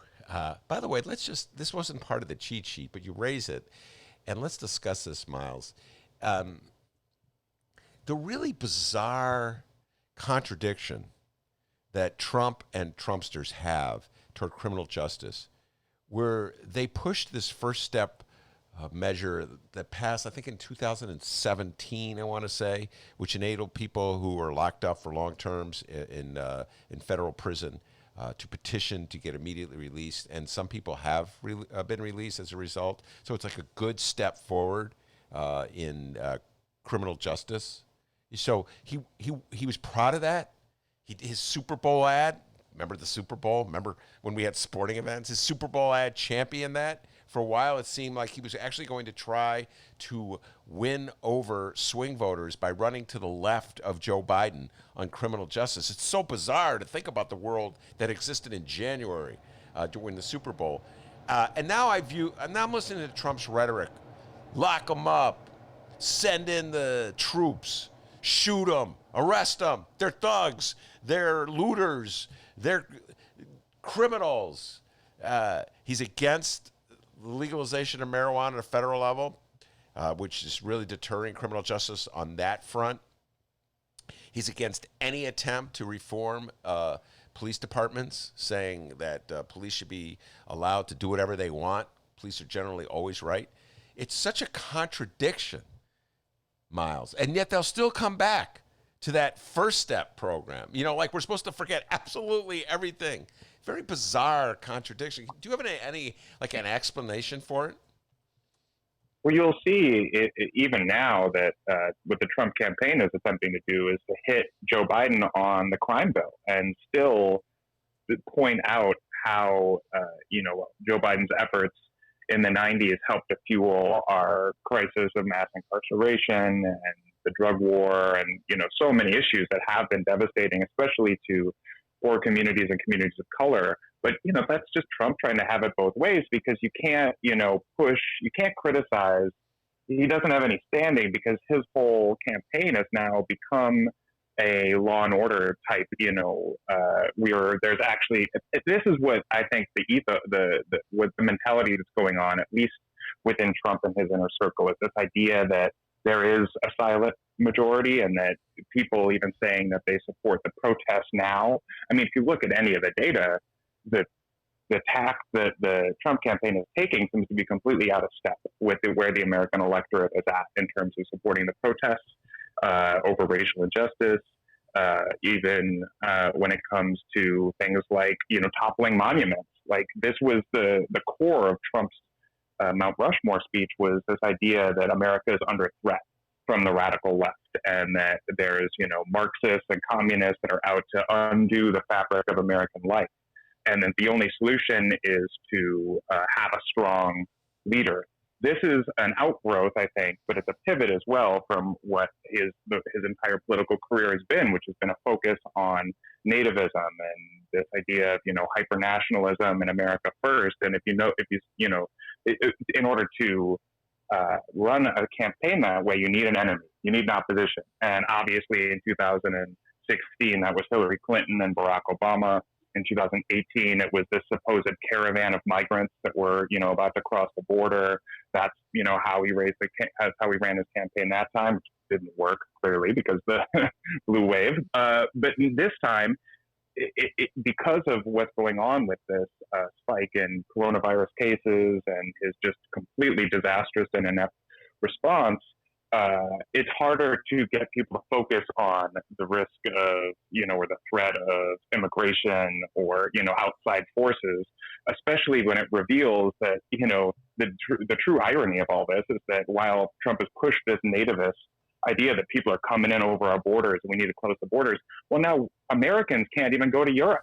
We're the immigrants, we're the people that want to get in across the border that aren't allowed because of Trump's malfeasance in office. So what he's done is taken a different tack, which is all about this idea of the threat within, and that there's kind of this American style and this paranoid style in American politics, as Richard Hofstadter would have called it, this idea that there's a threat lingering in the American society of, left-wing forces. He calls it left-wing fascism that is threatening to undo people's lives and their way of life. Well, That's just not people's lived experience, though. So I think that's not why it's going to work. But I think that's really what has been motivating Trump's a particular approach, and this idea that because he won in 2016, he'll be vindicated when when November comes around, and ultimately people are going to side with him and his law and order message. But as you said, it does not jive with his also trying to pivot to the left when it comes to criminal justice issues. So I think that there's a lot of false motivation going into how he's approaching this campaign, and people are worried about this virus and the fact that their lives have been upended. Trump hardly even mentioned that in his Mount Rushmore speech. I really think I'm not one to give advice to the Trump campaign, but I think it's a complete electoral folly to try to focus on this radical left-wing threat when that is completely absent for the vast majority of Americans' lives. Well, let's talk about that. We're sort of reversing the lineup I had for topics to discuss. But since you already mentioned it, I'll put that ahead of what's been going on in the New York primaries and some of the ideological battles in the Democratic Party. And let's talk about Donald Trump going after the quote-unquote radical left. I would say that if there was any journalist I know who's on the radical left, it would be Miles. So when you hear Trump, the rhetoric coming from Trump, what's your just general response as a leftist journalist? I think we should be sober. I think that there's a state repression of dissent has long been a feature of American society, and journalists and activists and organizers are often the first to get targeted. They're not the ones that necessarily face the most immediate repression, at least not people that work at publications and are not poor. I think that the real repression happens on what we saw happening in Lafayette Park, where they're clearing out protesters in order to allow for a photo op for Trump, or they're doing counter-intelpro style intelligence gathering, and that type of work to undo and often imprison leftist organizers. I think that has been a feature of American society for a long time, since long before Trump. The threat, though, it feels way outdone, because I just don't feel that the Trump administration is set up, and I could be speaking too soon, this could be naivety, but I think that they haven't really set up a system for going after the left that would be anything to mirror or challenge what happened during the various Red Scares in American society, where leftists were really targeted. Instead, it's just rhetorical. I mean, that seems to be, not to say there isn't the threat of state force behind that, but what the Trump administration is doing is just trying to convince people on an emotional level that their way of life, their values, their culture is under threat by the left.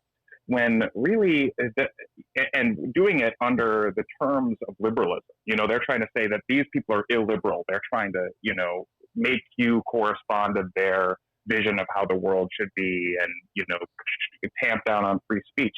Well, in fact, what we see in these protests and what the organized left is up to in America is trying to increase freedom, increase the franchise, increase people's ability to participate in the political process, to have a better way of life, and to not be subject to police violence, which is, a scourge that is facing communities of color across the country. Those are liberal values. Those are liberal things, trying to create more freedom. It's not illiberalism. And that's the fundamental disconnect, I think, of how the Trump strategy is playing out. It just doesn't compute with the real way of life. I mean, in other times in American history where we've had a lot of repression of the left, it's been built out of jingoism or some sense of this is a foreign threat, that, there's communism spreading. We need to stop this domino effect. And the only way to do that is to routed out of Hollywood or what have you.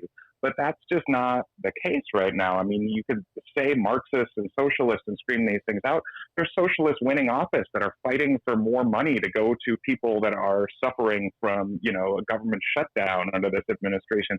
It's not as if socialists or Marxists or communists or whatever are really the type. I don't think they hold the same weight as they once did in American politics. And I think it was largely the right's own doing, because they called everything Barack Obama did socialist, and if that's socialist, if the Affordable Care Act is socialist, giving people health care of their pre-existing conditions, and maybe, socialism isn't so bad. So I think that's like why this strategy in my mind is not going to work, even though I'm always fearful of state repression, especially under somebody as unhinged as President Trump.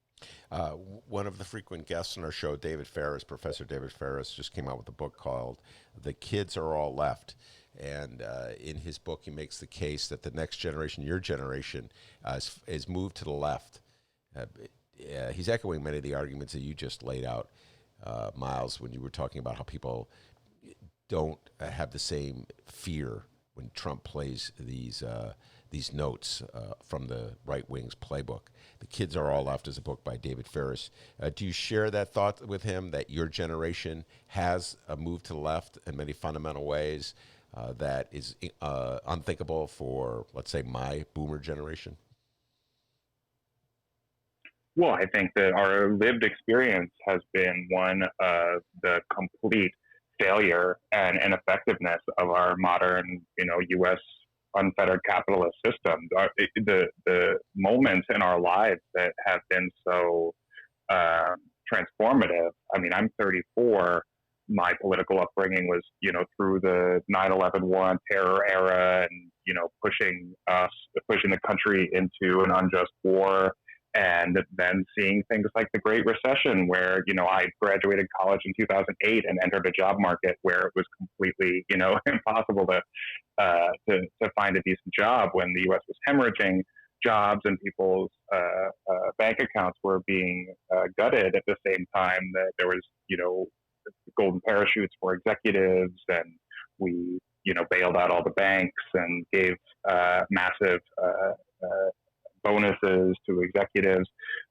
And now, then we got Donald Trump, and we're seeing what happens when we have a deadly pandemic spread across the country, is that the rich are again insulated. As they say, it's privatizing all of the gains and then socializing the losses. This is the idea that, Martin Luther King talked about too. In America, you have this rugged individualism for the poor and socialism for the rich, where they're going to be taken care of no matter what. And I think that that's what we're seeing with how this government has responded. That's what we're seeing. One of the first things Trump did, one of the most important, and this will, I think, be one of his greatest legislative achievements, was pushing through the $2 trillion tax cut for the rich. And that's why he, built so much support. That's what he did early in his term. This is what my generation is seeing, is that this is the priorities of this country, and the people that are left out of it are poor and working class people. And at least back in 2008, people lost their jobs. Well, where did they go? They went to the service industry. Now there's no service industry because we can't go to restaurants or bars. Those jobs don't exist in the same way. And there's really nowhere to turn. So there's very little that Trump can do to win over people that are facing. I mean, look at this. Around 1/4 now, this is the newest statistics, less than, it's just around 1/4 of all Americans think that their kids' lives are going to be better than theirs. That's a devastating statistic in terms of how people view the direction the country is going and how their lives are. And because of that, they are more open to other possibilities of how we can arrange our politics. And right now, the current that I think is gaining the most steam in that area is the left, because it's a political movement that is offering more democracy and also a better standard of living. I mean, when you see how much money is thrown around through these programs, not just the PPP program, but Stephen Mnuchin is overseeing this, multi-trillion-dollar bailout fund for corporations that has no oversight. So clearly there is money. The government has money. It's just not going towards the people that need it. And the last thing I'd say is also what my generation has seen is the brutality of institutional racism on full display time after time through these, cell phone videos of police killings of Black Americans. And I think that has, for so long, the conservative movement has been able to rely on the sense of white grievance to create a culture war, essentially, and divide people enough in order to, and I think that Trump was successfully able to do that in 2016. Well, there's so many calls for redress now to say, that there has been plunder of communities of color historically, and we need to actually find redress for that. That's why you're seeing these like 60-70% support number figures for the protests, is because people have come around to that, I think, and that's another reason that I think the left is more ascendant when it comes to younger Americans. Well, I was listening to you, and I had to think, the evidence of racism was very much alive in the country when I was growing up, and my generation was growing up, and I'm so disappointed with the boomer generation. Ultimately, they proved to be pretty worthless, in my humble opinion, at least with the people that are most connected with it, politically speaking. So I'm really hoping that your generation can do better than mine did on this front, because when push came to shove, boomers quit. Once the Vietnam War was not a reality for many boomers, once they didn't have to worry about getting drafted, boom, they just mailed it in, Miles. They just quit and let themselves be co-opted and vote for Reagan and vote for Bush and come up with all excuses, and then trembling voted for Clinton like they wanted a pat in the back for doing something, vaguely liberal, vaguely idealistic, vaguely, heavily underscored vaguely. So I'm hoping your generation can do a little better on that front. By the way, you said something, and that leads into another item on the agenda that we want to talk about.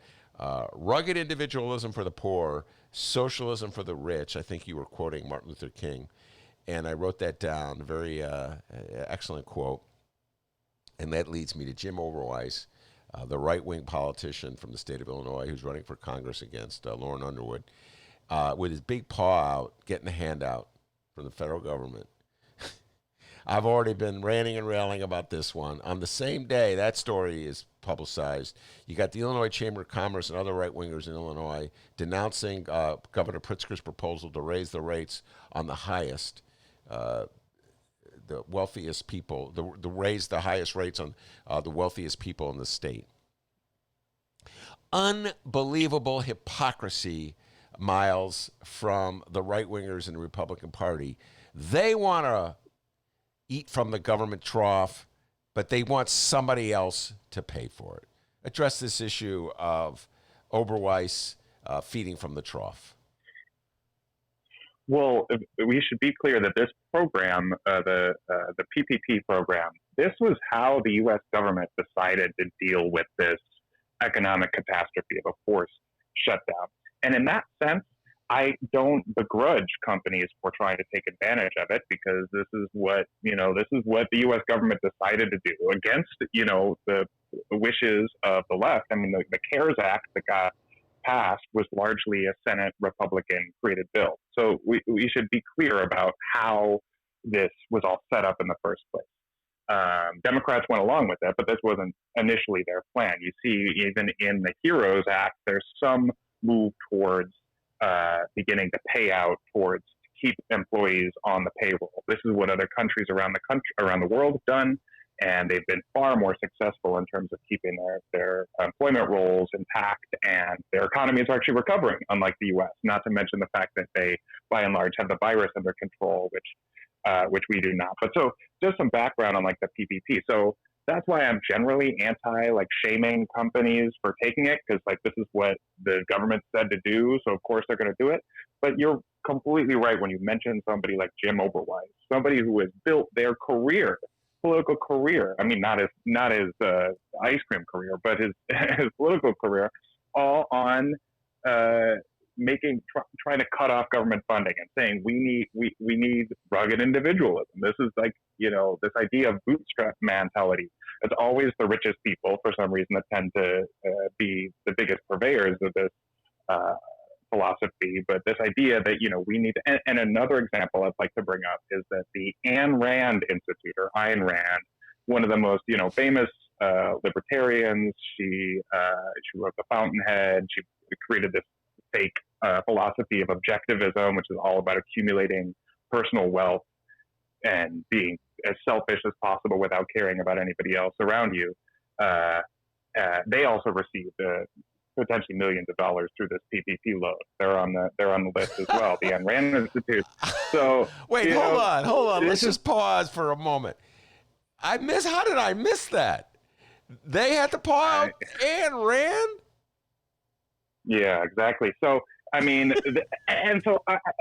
it just shows it's not just hypocrisy. It's just that these aren't valid outlooks. They're just not, it's just trying to convince you that you need to take care of yourself. Government shouldn't be in the job of providing social welfare at all. But of course, we're going to take, what we can off the top, because their goal is all about making money and getting paid. And hey, I do think the Oberweis employees should continue getting their paychecks and get paid. And if the money helped them do that, then that's good. But Jim Oberweis has a huge fortune. He's one of the richest people in the state. And now he's using that to take on Lauren Underwood, who is generally a progressive Democrat who is actually fighting to, create a bigger social safety net in the U.S. Whereas Jim Oberweis is fundamentally against that, but at the same time, he's taken the money. So, yeah, you're very right to point out that hypocrisy there.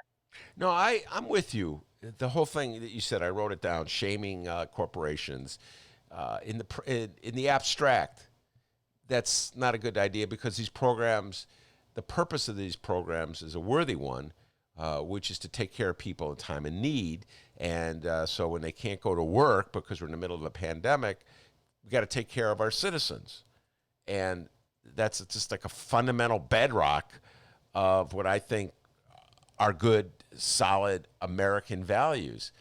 But you can't, in my humble opinion, spend your entire political career destroying the values that lead Americans to be generous at times like this, to undercutting them and corrupting them, and then turn right around on a dime and go, yeah, I want to take advantage of it because I don't want to have to pay my employees, and I don't want to feed the blowback when I fire them.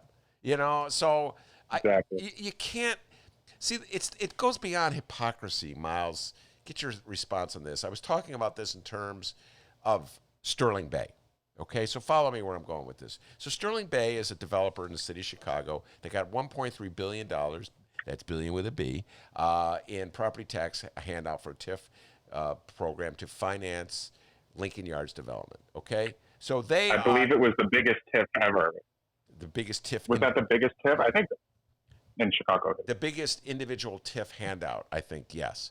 So that's like, if that's not socialism, I don't know what it is. Okay, so I would say that a company that is the beneficiary of so much largesse and so much generosity from the taxpayers of Chicago, money that would otherwise go to the public school children of Chicago, to the police department of Chicago, to the firefighters of Chicago, if they're the beneficiary of that, they should help out in the fight for a fair tax.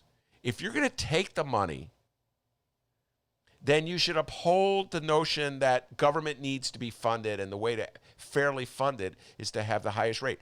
But it's when corporations duck that responsibility, Miles, and yet still take the handout, that's when I feel we as journalists, or whatever the hell we are, lefties, whatever we are, we have an obligation to shame them. What do you think of that? Yeah, I mean, that's what I think. Corporate irresponsibility, this is the thing, is that we have very little say over what the private sector does. We have some say over what the public sector does. We can vote some people in and out. A lot of people get appointed, but they're appointed by elected officials. We can FOIA things. We can file Freedom of Information Act requests. We can find out details in the public sector. In the private sector, none of that exists. We don't have a very open economy in that way, and certainly not a democratic one where we have say over even information about corporate activities. So in lieu of that, I think, shaming in that way and like publicizing and showing hypocrisy is a very effective tool to change behavior, because the last thing that companies want is bad PR. And that's why it's also the last thing like government administrations want. But corporations, we just don't have many levers of power, partially because of how low the unionization rates are in this country. There's just little outside energy we can put upon corporate actors to change their behavior. So I think that you're right. I think that that's, one possible way to work towards, changing for the better how corporations act under this environment. All right, and we'll close with the discussion of sort of the ideological battle going on in the Democratic Party. You haven't been on the show, I think, since the New York primary. Jamal Bowman was successful defeating Elliot Engel. On the other hand, down in Kentucky, Amy McGrath defeated Charles Booker in the primary to run against Mitch McConnell in the Senate race. What kind of conclusions are you drawing from these primaries over the last couple of weeks? I think so I wrote a piece after the Bowman victory. I don't know if it's still, I don't know if it's officially been listed as being done. I mean, this is one of the realities of mail-in voting, is that the tallying just takes a lot longer. And I think that's something we're going to have to get used to, is dealing with a longer turnaround for when we get results. But it's very clear that Jamal Bowman won decisively in that race against Elliot Engel. This is somebody, a 16-term congressperson, is one of the most powerful Democrats. He was the head of the House Foreign Affairs Committee, a very hawkish Democrat. Jamal Bowman, meanwhile, ran, he was a first-time candidate. He ran on a broad left-wing agenda. He was supported by not just groups like Justice Democrats, but also the Democratic Socialists of America, along with like Working Families Party, that are forming, I think, this new left-wing electoral ecosystem or infrastructure that's allowing these challenges to happen and to be successful. And I think, almost as important as the Bowman win, which is toppling an incumbent, is that a lot of the time when you see, surprise wins or people being kicked out of office that were in there for a long time, people chalk it up to some type of anti-incumbency atmosphere, among the electorate. Well, at the same time, we also saw people like Alexandria Ocasio-Cortez. She faced a tough primary fight in that her opponent was a CNBC contributor who raised millions and millions of dollars running attack ads against her. AOC won by 50 points as an incumbent. So it's not just anti-incumbent. It's that, I think that there's, at least in New York, which is admittedly a deep blue city and state, there's an appetite for this type of left-wing approach to electoral politics. Julia Salazar, she's a state senator in New York, also a Democratic Socialist. She won her reelection by a large margin. Many other examples of this. And I think it just shows people are getting a taste right now, I think, of what an actual social welfare program in the United States could be. I know that sounds surprising considering that we're in the midst of a complete economic catastrophe, but because of the CARES Act, for example, the CARES Act increased the safety net protections just this year by $460 billion and that's more than the government spent in all of last year on support for non-elderly needy Americans. And incomes actually rose in April among poor Americans. How did that happen? They got a $600 weekly extra unemployment benefit. They got a $1,200 stimulus check. It's a sad mark of how truly unequal our economy is, that just these very mild economic stimulus measures can lift millions of people out of poverty because of how close, we have a society of working class people that are living on the brink. And once you see a benefit like that, once you experience it, it's very hard to take it away. I mean, they're going to try to, that's why this is going to be a big fight at the end of July The unemployment insurance is set to run out. The eviction moratoriums that are in place across the country are set to end.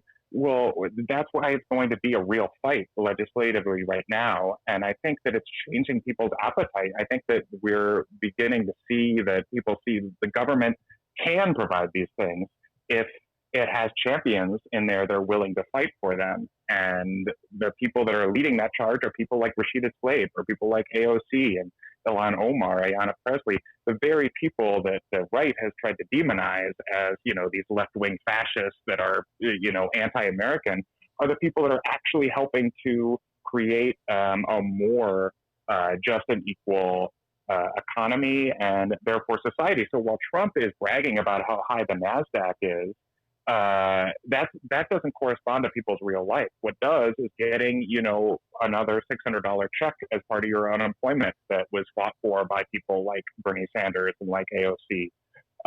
So that's my take on kind of what is happening. You're right to mention that Booker lost, although I would mention he was outspent by 50 times or something by his opponent. So I don't think it was a totally fair fight in Kentucky. But there's a lot more races to be seen. There's a couple races tonight in Delaware and New Jersey where there's some progressives taking on incumbents. We'll be watching that closely. And, I think that the trend lines we're going to see because of how much people's lives have faced upheaval because of this pandemic, we're going to see more openness to a left-wing politics. All right, very good. Miles, before we let you go, why don't you tell us about some of the articles you've recently written, some of the stories that are in these times that you want people to know about? Definitely. So that article I wrote called The Left Resurgence is for Real. You can read that on indiestimes.com. I talk about the Bowman race and a number of others. So check that one out. We also have a piece up today by my colleague Hamilton Nolan responding to a open letter that was published in Harper's Magazine today by over 100 intellectuals about the free speech debate that's going on right now. So I recommend people check that one out. We've also been covering the COVID-19 crisis continually, so check that out. I also wanted to weigh in on something that you guys addressed earlier in the show, which was that I believe that Dennis said that we are allowed to go to the beach now, and in Chicago. And I got to say, maybe Dennis found a secret path in, but I believe Lori is still saying no beaches for us Chicagoans. And well, I am a bad boy. I am a bad boy, but I was actually at the Indiana Dunes. Got it. Yeah, you got to cross state lines because Lori shut it down. And I do want to say, I think that's absurd because all the evidence we have shows that as long as you're social distancing, the beach is one of the safest places you can be. So how are you going to open up, karaoke bars and you're going to close down the beach on the hottest weekend of the year? I think that's absurd. Also, I went to the beach and the cops were there blocking it off. And so I said, is the beach closed? And this is what the cops told me. They said, we're not going to stop you. They said, we're telling people not to get on the beach, but we are not going to stop you if you do. And so it was almost like if people have read Foucault and this idea of the panopticon, it's like Lori's creating this world where we're policing ourselves on the beach or something. And I don't think that's what Chicagoans want this summer. We can't squander a whole summer. We got to let people get on the beach. Okay, you're at the very end of this interview. You're now diving into no pun intended, one of my favorite topics.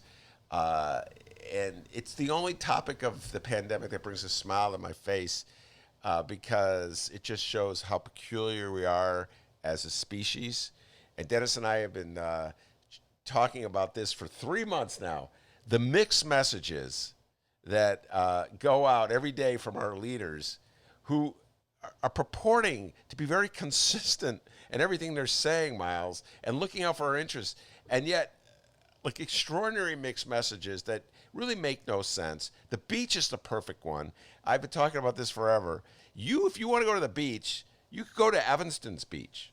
The beaches in Evanston are open. Evanston is the first suburb just north of Chicago. So for the geographically challenged, all you do is you go north, and you got tons of beaches that you could use. They're all open. Now you have to pay. Evanston, elitist North Shore suburb, they make you pay to use their beach, unlike Chicago. But the beaches are open, and yet the Evanston libraries are closed, but the Chicago libraries are open. So I find this baffling.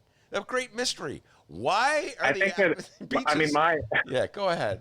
Help me. I think it has to do with, this is July 4th weekend, and the Mayor Lightfoot's press team probably did not want photos of packed beaches to spread across social media because it would seem like they've lost control. It's all because of this imagery. But you know what? What you're doing is forcing people off the beach and inside where the virus is more likely to spread. So it's, I understand there's this like PR juggling act going on, but New York, the beaches were open, and, life goes on. So I think that, my one plea, open up the beaches. I'm with you on that. Hell yeah. And there was a picture in the Sun-Times today of a bunch of people, to the point you were making, jumping in, I think it was at Diversey, jumping into the water, and there was a ton of people. So, yes, I do not blame police officers for not enforcing this absurd rule. Just everything about the way the lakefront's been treated, you're absolutely correct. It's more like a press release than an actual policy with any meaning. Like, move along. You're allowed. We always make fun of this. You got to move along. You can't congregate on the. What about some old guy who takes a break every now from walking? Move it. Ben. What about Ben? And Miles, you forgot to mention the part where the cop thought he saw Jim Morrison on the beach. And the cop hey man, break on through to the other side, dude. No, I'm with you 100%. The inconsistency, but yes, to be accurate with young Dennis, he went to the state of Indiana where there are no rules. Maybe a few rules would be good, Indiana. My goodness. No, it's feast or famine with this insane country. All right, Miles, stay safe. And you look great, by the way. You got that Jim Morrison look going. And you practicing your guitar lately? I think you're not. You haven't. You know it. I'm always. You've been practicing. Yeah, I'm still playing. I'm still playing over here. Although it's it's too hot to play outside these days. So it's all acoustic sessions indoors. Yeah, you were doing a No Doubt cover last time we talked about this. What's new now? What covers you got going on now? Oh, I've just been messing around with a few little licks here and there, trying to learn some small bluegrass standards. So that's been my focus lately. Well, one of our guests of the centrist persuasion, Peter Cunningham, PC. He's like our centrist guest. Every lefty show has to have at least one. Has invited us to do a show from his backyard, and I think we're going to take him up from it. I don't know if you know this about PC. He's also quite a guitarist himself, a musician, and his kids are musicians. So maybe we'll have you come over. You can have a debate with him, Bernie versus Biden. I'm looking forward to that debate. And then the two of you can play guitar together. That'd be pretty awesome. And wow. Have you heard our songs from Michael Girardi? Yeah, Michael Girardi. No, well, I've been enjoying the musical selections here today. Michael Girardi is a listener who writes his own music and records it, and he's awesome. He's very political. I'm a big fan of his. He's got a song called Tax Increment Financing. Yeah. The denunciation of the TIF program. It's a pretty damn good song, if you ask me. Yeah, check it out. Michael Girardi Bandcamp. Songs specifically for the Ben Joravsky Show. Maybe you can do an acoustic cover of the editorial board. Yeah, we'll all have this thing at PC's house. He doesn't even know I'm planning this. We'll all show up. All right, Miles, stay safe, stay sound. Thanks for coming on the show. You too. Bye, y'all. All right, that's the great Miles Kampf-Lassin. D, before we head out the door, you got any updates for us? Absolutely. We do have some updates here. We always do the public events. We went over J.B. Pritzker's public events earlier in the program. He has no public events listed. Also, no public events scheduled for our Chicago mayor, Lori Lightfoot. Heard a lot of complaints. Yes, you have, Madam Mayor. But do not worry, because according to the following story from Chicago media guru Robert Feeder in his latest Robservation column, Mayor Lightfoot, you will soon be hearing a few less complaints. Robert Feeder writes, oh, and hey, Feeder, here's a Robservation. Why haven't you talked about our show, dude? He only talks about me when I get fired. Yeah, come on. Ben got fired. Here's a little topic. We just reached over 500,000 downloads. Yeah, with hardly any advertising or publicity. Publicity like the Robservation. That's correct.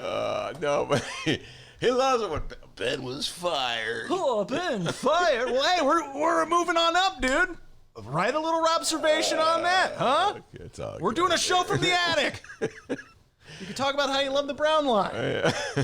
All right. Sorry, I got to calm down here. All right. Yeah. Let's read this Robservation. All right. Okay. Citing pressure from his bosses to ease off criticism of Chicago Mayor Lori Lightfoot. Well, we've been there. WVON 1690 AM morning host Maze Jackson resigned last week, taking co-host Todd Stroger and producer Sonia Escobar with him.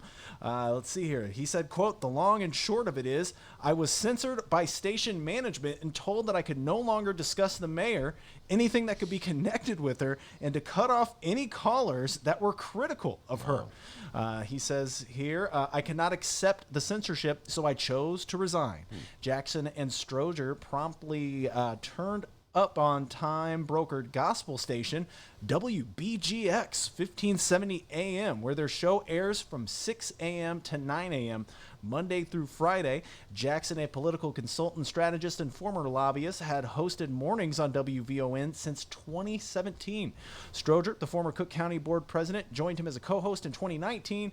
Melody Span Cooper, chairman of Midway Broadcasting and general manager of WVON, confirmed that Jackson and Stroger resigned over editorial and content issues with management, and said she expects to announce a new morning show soon. It's not going to be us, guys. In the interim, Ernest B. Fitton, an attorney and longtime contributor to the news talk station, has been filling in from 6 to 9 a.m. on weekdays. Ben Joravsky, your thoughts? Many thoughts. First of all, Maze, glad to see you landing on your feet. Maze Jackson, an old friend of mine. Back in the day, he used to have me on his show. Then he realized how lefty I was. Ben, could you talk about censoring? Ben, you're going a little too far left here, all right? What a hippie. Yeah, Maze and I have arguments. Maze is basically conservative. And so interesting mix on VON. But I Maze, I sent him a text today. He did not respond. I'm too left for him and even rewrite a response. Ben, you're really gone too far left, okay? Bruce Rauner's a great guy. Maze's love for Bruce Rauner is something I never quite understood. But, Maze, I'm with you. I know what it's like to be chastised if you challenge the powers that be in this city or state. It's not a welcome. You're not welcome to the club. It's just sort of like this groupthink that's in Chicago, very prevalent in the city of Chicago, where you're not supposed to criticize mayors. So best of luck to you in your future endeavors, even though you are far more conservative than I am. And, I remember this debate we had. I talked about it many times on Reefer. I was for the legalization of marijuana. Maze was a little conservative on that. But he did have me on his show, D, all right? Then he goes, God, I didn't know you were such a lefty, for Christ's sake. Well, what a hippie. Good Lord, get out of here. Brianna on the live stream chat says, so WVON and WCPT have the same management. No, actually, because WVON gave him a heads up at least. Yeah, no, okay. They gave him a moment to quit. Yeah, okay. They allowed Maze to quit. With CPT, Ben, you're doing a great job. And then 1 week later, beat it. So no, not the same management. What a bunch, CPT. Wonder where they get their management skills from the Donald Trump School of Management. Here, we're gonna set you up and then knock you out. But no, they sort of same worldview. You're not supposed to be controversial or challenge the powers that be. But anyway, like I said, Maze is more conservative than I am. And so good to see he's on his feet. He's a good guy, even though we don't see eye to eye politically. And he had me on. I'm always, like, when people bring a lefty like me on their show, I'm always a little appreciative. You know what I'm saying? Because out of the mainstream where I come from, and give him credit. Maze Jackson invited me to his show. Had me on a couple times. And he goes, all right, that's it. Enough of that lefty stuff. And give him credit. Like, he resigned, because he, for what he believed in. You know what I mean? Yes. And for those listeners at WVON who missed that kind of content, well, come over to the Ben Joravsky Show. I want an answer. It's not something you ignore. I think you're 100% full of shit, is what I think. If you think we No offense, fuck you. Hey, come on, just break it up, okay? Hey. Just break it up, everybody, okay? Come on Hey. over to our show, Yeah, you come know? on. We'll give you that content. Anyway, that's Maze- a observation for you. There's a Roger. Maze, best of luck to you. And Todd Stroger. Todd Stroger, I voted for you. I don't know if Maze voted for you. But Todd, just saying. Don't split up. I don't know, Todd. I voted for you in 2006, I want to say. Just saying, Todd Stroger. All right, we're talking about the rift between VON and those guys. Don't break up Stroger and Jackson. Just saying. All right? Maze is a little more conservative, okay? I may have been a Forrest Claypool guy. I don't know. Just throwing that out there. But seriously, guys, come our way. We'd love to have you. We will shut you down. We will cite you. And if we need to, we will arrest you and we will take you to jail. Maze, you know I love you, but that Bruce Rauner stuff was good. Come on. Come on, Maze. A little too far to the Rauner side of things. And hey, everybody, be sure to check out our Benny J bonus interviews from over the weekend. Tons of great content, all right, at both Ben Joravsky, at both Chicago Sun-Times and Chicago Reader websites, and wherever else you download your favorite podcast. Find us on social media at Benny J Show, BENNY, the letter J Show, on Facebook, Twitter, and Instagram. Say hey to Leah. She's doing a fantastic job. We're asking all of you a question, by the way, on the Ben Joravsky Show Facebook page. Do you support Governor Pritzker's referendum to increase taxes for the state's wealthiest? Why or why not? Leave your answers in the comments below, and we will more than likely read them. In fact, let's read one right now. Sean says, of course I support it. I'm not a psycho. What do you think about that, Ben? I'm not a psycho. That could be his campaign slogan. And also, you can leave us an email, bennyjshow@gmail.com. And yes, you can call us. Oh my God, I think we have a voicemail. Maybe we'll play it tomorrow. You can call us at 708-658-4788. That number again, 708-658-4788. We'd love to hear from you. Leave us a voicemail. And if you watch your mouth or, you say something that's a good point, we'll probably play it on the program. Yes, even if you don't watch your mouth. Yeah, good call. Yeah, Miles Kampf-Lassin, thank you very much for being a guest. Outstanding job as always. And, of course, the man, the myth, the legend, without whom this show would be possible. The pride and joy of Alton, Illinois. And as Miles can tell you, as Maze Jackson can tell you, as Todd Stroger can tell you. I've never met him in my life. As John Stroger can tell you. Him either. As who else? Mick Dumpke can tell you. Back home in Alton, they call him White Lightning. Give yourself a raise. Take it out of petty cash. See you tomorrow, everybody.